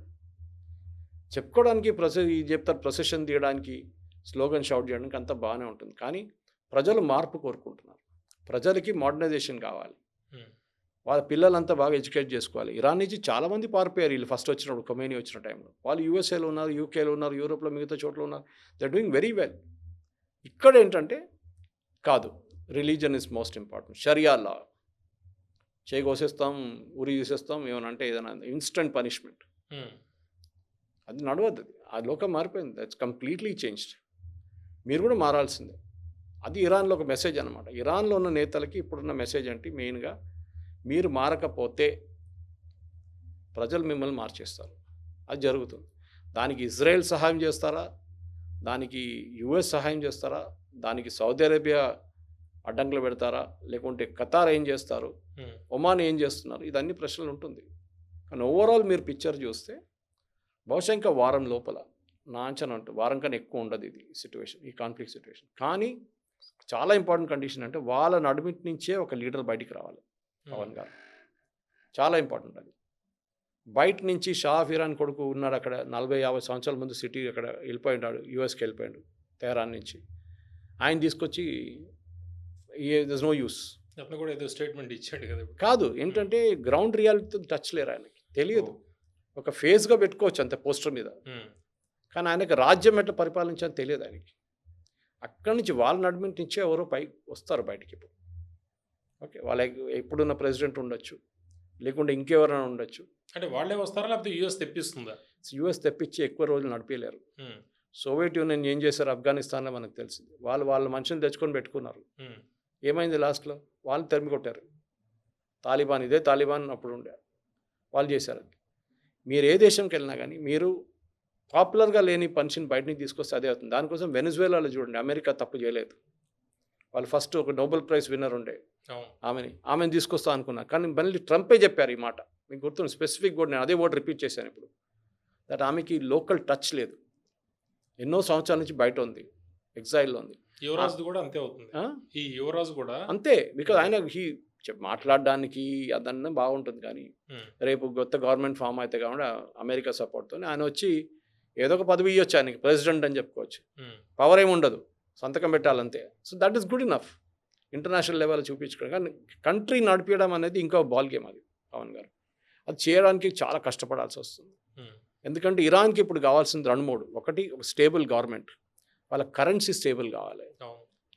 షా ఆఫ్ ఇరాన్ నుంచి 1979 ఆయన డిస్పోజ్ చేసినప్పుడు, ఇప్పుడు వీఆర్ ఇన్ 2026. ఓకే, ఒక 46 సంవత్సరాల్లో వాళ్ళ కరెన్సీ, ఇరానియన్ కరెన్సీ 99% డీవాల్యూ అయిపోయింది. డాలర్కి చాలా డబ్బులు తీసుకెళ్ళాలంటే ఒక డబ్బాలో తీసుకెళ్ళి పెద్ద మీరు చెప్పండి, 99% డీవాల్యూ అయిపోయింది. అంటే 100 ఇరానీ కరెన్సీ పేరు నాకు ఎగ్జాక్ట్ రియాలా గిరాల్ దినా అని తెలియదు ఉంటే దాని విలువ ఇవాళ 1. అవునండి. మీరు బ్యాంక్లో పెట్టారనుకోండి, మీరు ₹1 కోటి బ్యాంక్లో పెట్టారు, దాని విలువ ఇవాళ I'm just saying of and figure, exact figure కాకపోవచ్చు, దాని విలువ ఇవాళ ₹100 అయిపోతుంది, లేకపోతే 200 అయిపోతుంది. మీకు ఎట్లా లారీలో ఉంటుంది? తీసుకెళ్ళాలి డబ్బులు. మీకు ఎట్లా ఉంటుంది? మీరు పెట్టిన డబ్బులు ఏమైంది? మీరు అనుకున్నా నాకు మంచిగా రిటైర్ అయిపోతాను, ₹1,00,00,000 బ్యాంక్లో ఉందనుకున్నాను, మొత్తం డబ్బులు రాత్రికి రాత్రి డివాల్యూ అయిపోయింది. అవును. People will commit suicide. అక్కడ ఈ ప్రొటెస్ట్ అంతా ఎక్కడి నుంచి మొదలైంది మీకు గుర్తుంటుంది పవన్ గారు. ఇది అక్కడ ఉన్న మర్చెంట్స్ అని వాళ్ళు బాజారీస్ అంటారు, మనలాగానే బాజార్ నడిపిస్తున్న వాళ్ళు. వాళ్ళు మీరు చెప్పినట్లు అంటున్నారు, ఎవరు రావట్లేదు ఏం కొనడానికి. చెప్పినట్లు ఒక బ్రెడ్ లోఫ్ కావాలంటే ఒక పెద్ద బండ్లు తీసుకురావాలంట, వెనజువేలా లాగానే. అవును. మేము ఏం చేయాలి అని అడిగారు వీళ్ళ దగ్గర. వాళ్ళకి ఏం ఆప్షన్ లేదు, ఏం చేస్తారు? ఇది ప్రాబ్లం అన్నమాట. మీరు ఇన్ఫ్లేషన్ తగ్గించాల్సిందే. Inflation is one of the highest in the world. అక్కడ మీ కరెన్సీ మొత్తం డివాల్యూ అయిపోయింది. ఎందుకంటే మీరు లోకంతో నాకు సంబంధం లేదని కూర్చున్నారు మీరు ఇంట్లో. కాదు, మీరు you have to work with the world now. Iranian కరెన్సీని మళ్ళీ ఒక మంచి ఒక వాల్యూకి తీసుకురావాల్సి.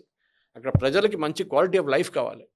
అది చాలా ఇంపార్టెంట్. రిలీజన్ కాదు, రిలీజన్ కావాలి కానీ అది మీ ఇంట్లో పెట్టుకోండి అంతే, దాని తర్వాత బయటికి తీసుకురాక్కర్లేదు. ఇది ప్రాబ్లం అన్నమాట. వెనజువేలాలో చూసాం, ఇరాన్లో చూసాం. దాన్ని మనం ట్రంప్ని తప్పు పెట్టలేము. ప్రజలు కష్టపడుతున్నారు. ఆయన ఏమనంటే ఇప్పుడు ట్రంప్ అదే అంటాడు, ఇప్పుడు ప్రజలు కష్టపడుతున్నారు, నేను వెళ్ళి సహాయం చేస్తున్నాను వాళ్ళకి. అతను ఇంట్రెస్ట్ అతనికి ఉంటుంది కదా ఇలాగా.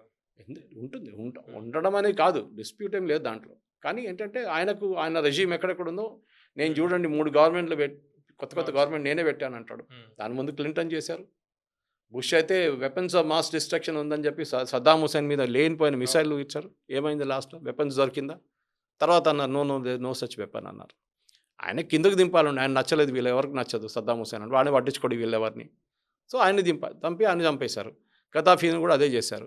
కానీ ఆ దేశాలు ఎక్కడ పోయినాయి? ఇప్పుడు మొత్తం ధ్వంసం అయిపోయినాయి ఆ దేశాలన్నీ, ఎక్కడ లేనా పోయినాయి. ఇరాక్ ఎంత చెప్పినా కానీ ఒక స్టేబుల్ కంట్రీ ఉండే సద్దాం హుసేన్ అంటారు. కానీ ఆయన పిచ్చోడు, అది ఇంకో మాట. కువైత్ మీద దాడి చేశారు, అన్నీ చేశారు. కానీ ద రిజల్ట్ ఇస్ దిస్. ఒక గవర్నమెంట్ని దింపడం చాలా ఈజీ, కానీ ఒక గవర్నమెంట్ నడిపించడం అనేది అది చాలా డిఫికల్ట్. ఓకే. ఇది మిడిల్ ఈస్ట్లో ప్రస్తుతం యుద్ధ మేఘాలు ఏవైతే ఉన్నాయో ఈ ఎక్కువ రోజులు కొనసాగే అవకాశం లేదు అనేది సురేష్ కొచ్చటిల్ గారు అభిప్రాయపడుతున్నారు. అదేవిధంగా ఇరాన్ ప్రాక్సీ వారికి కూడా ఇప్పుడు అవకాశం లేదు. ఎందుకంటే టెర్రరిస్ట్ గ్రూపులు, అవి పెంచి పోషిస్తున్న టెర్రరిస్ట్ గ్రూపులు ఏవైతే ఉన్నాయో అవి కూడా ఇప్పుడు సిద్ధంగా లేవు, అంత బలంగా కూడా లేవు అనేది ఆయన చెప్తున్న అంశాలు. చూస్తుండండి తెలుగు పాపులర్ టీవీ.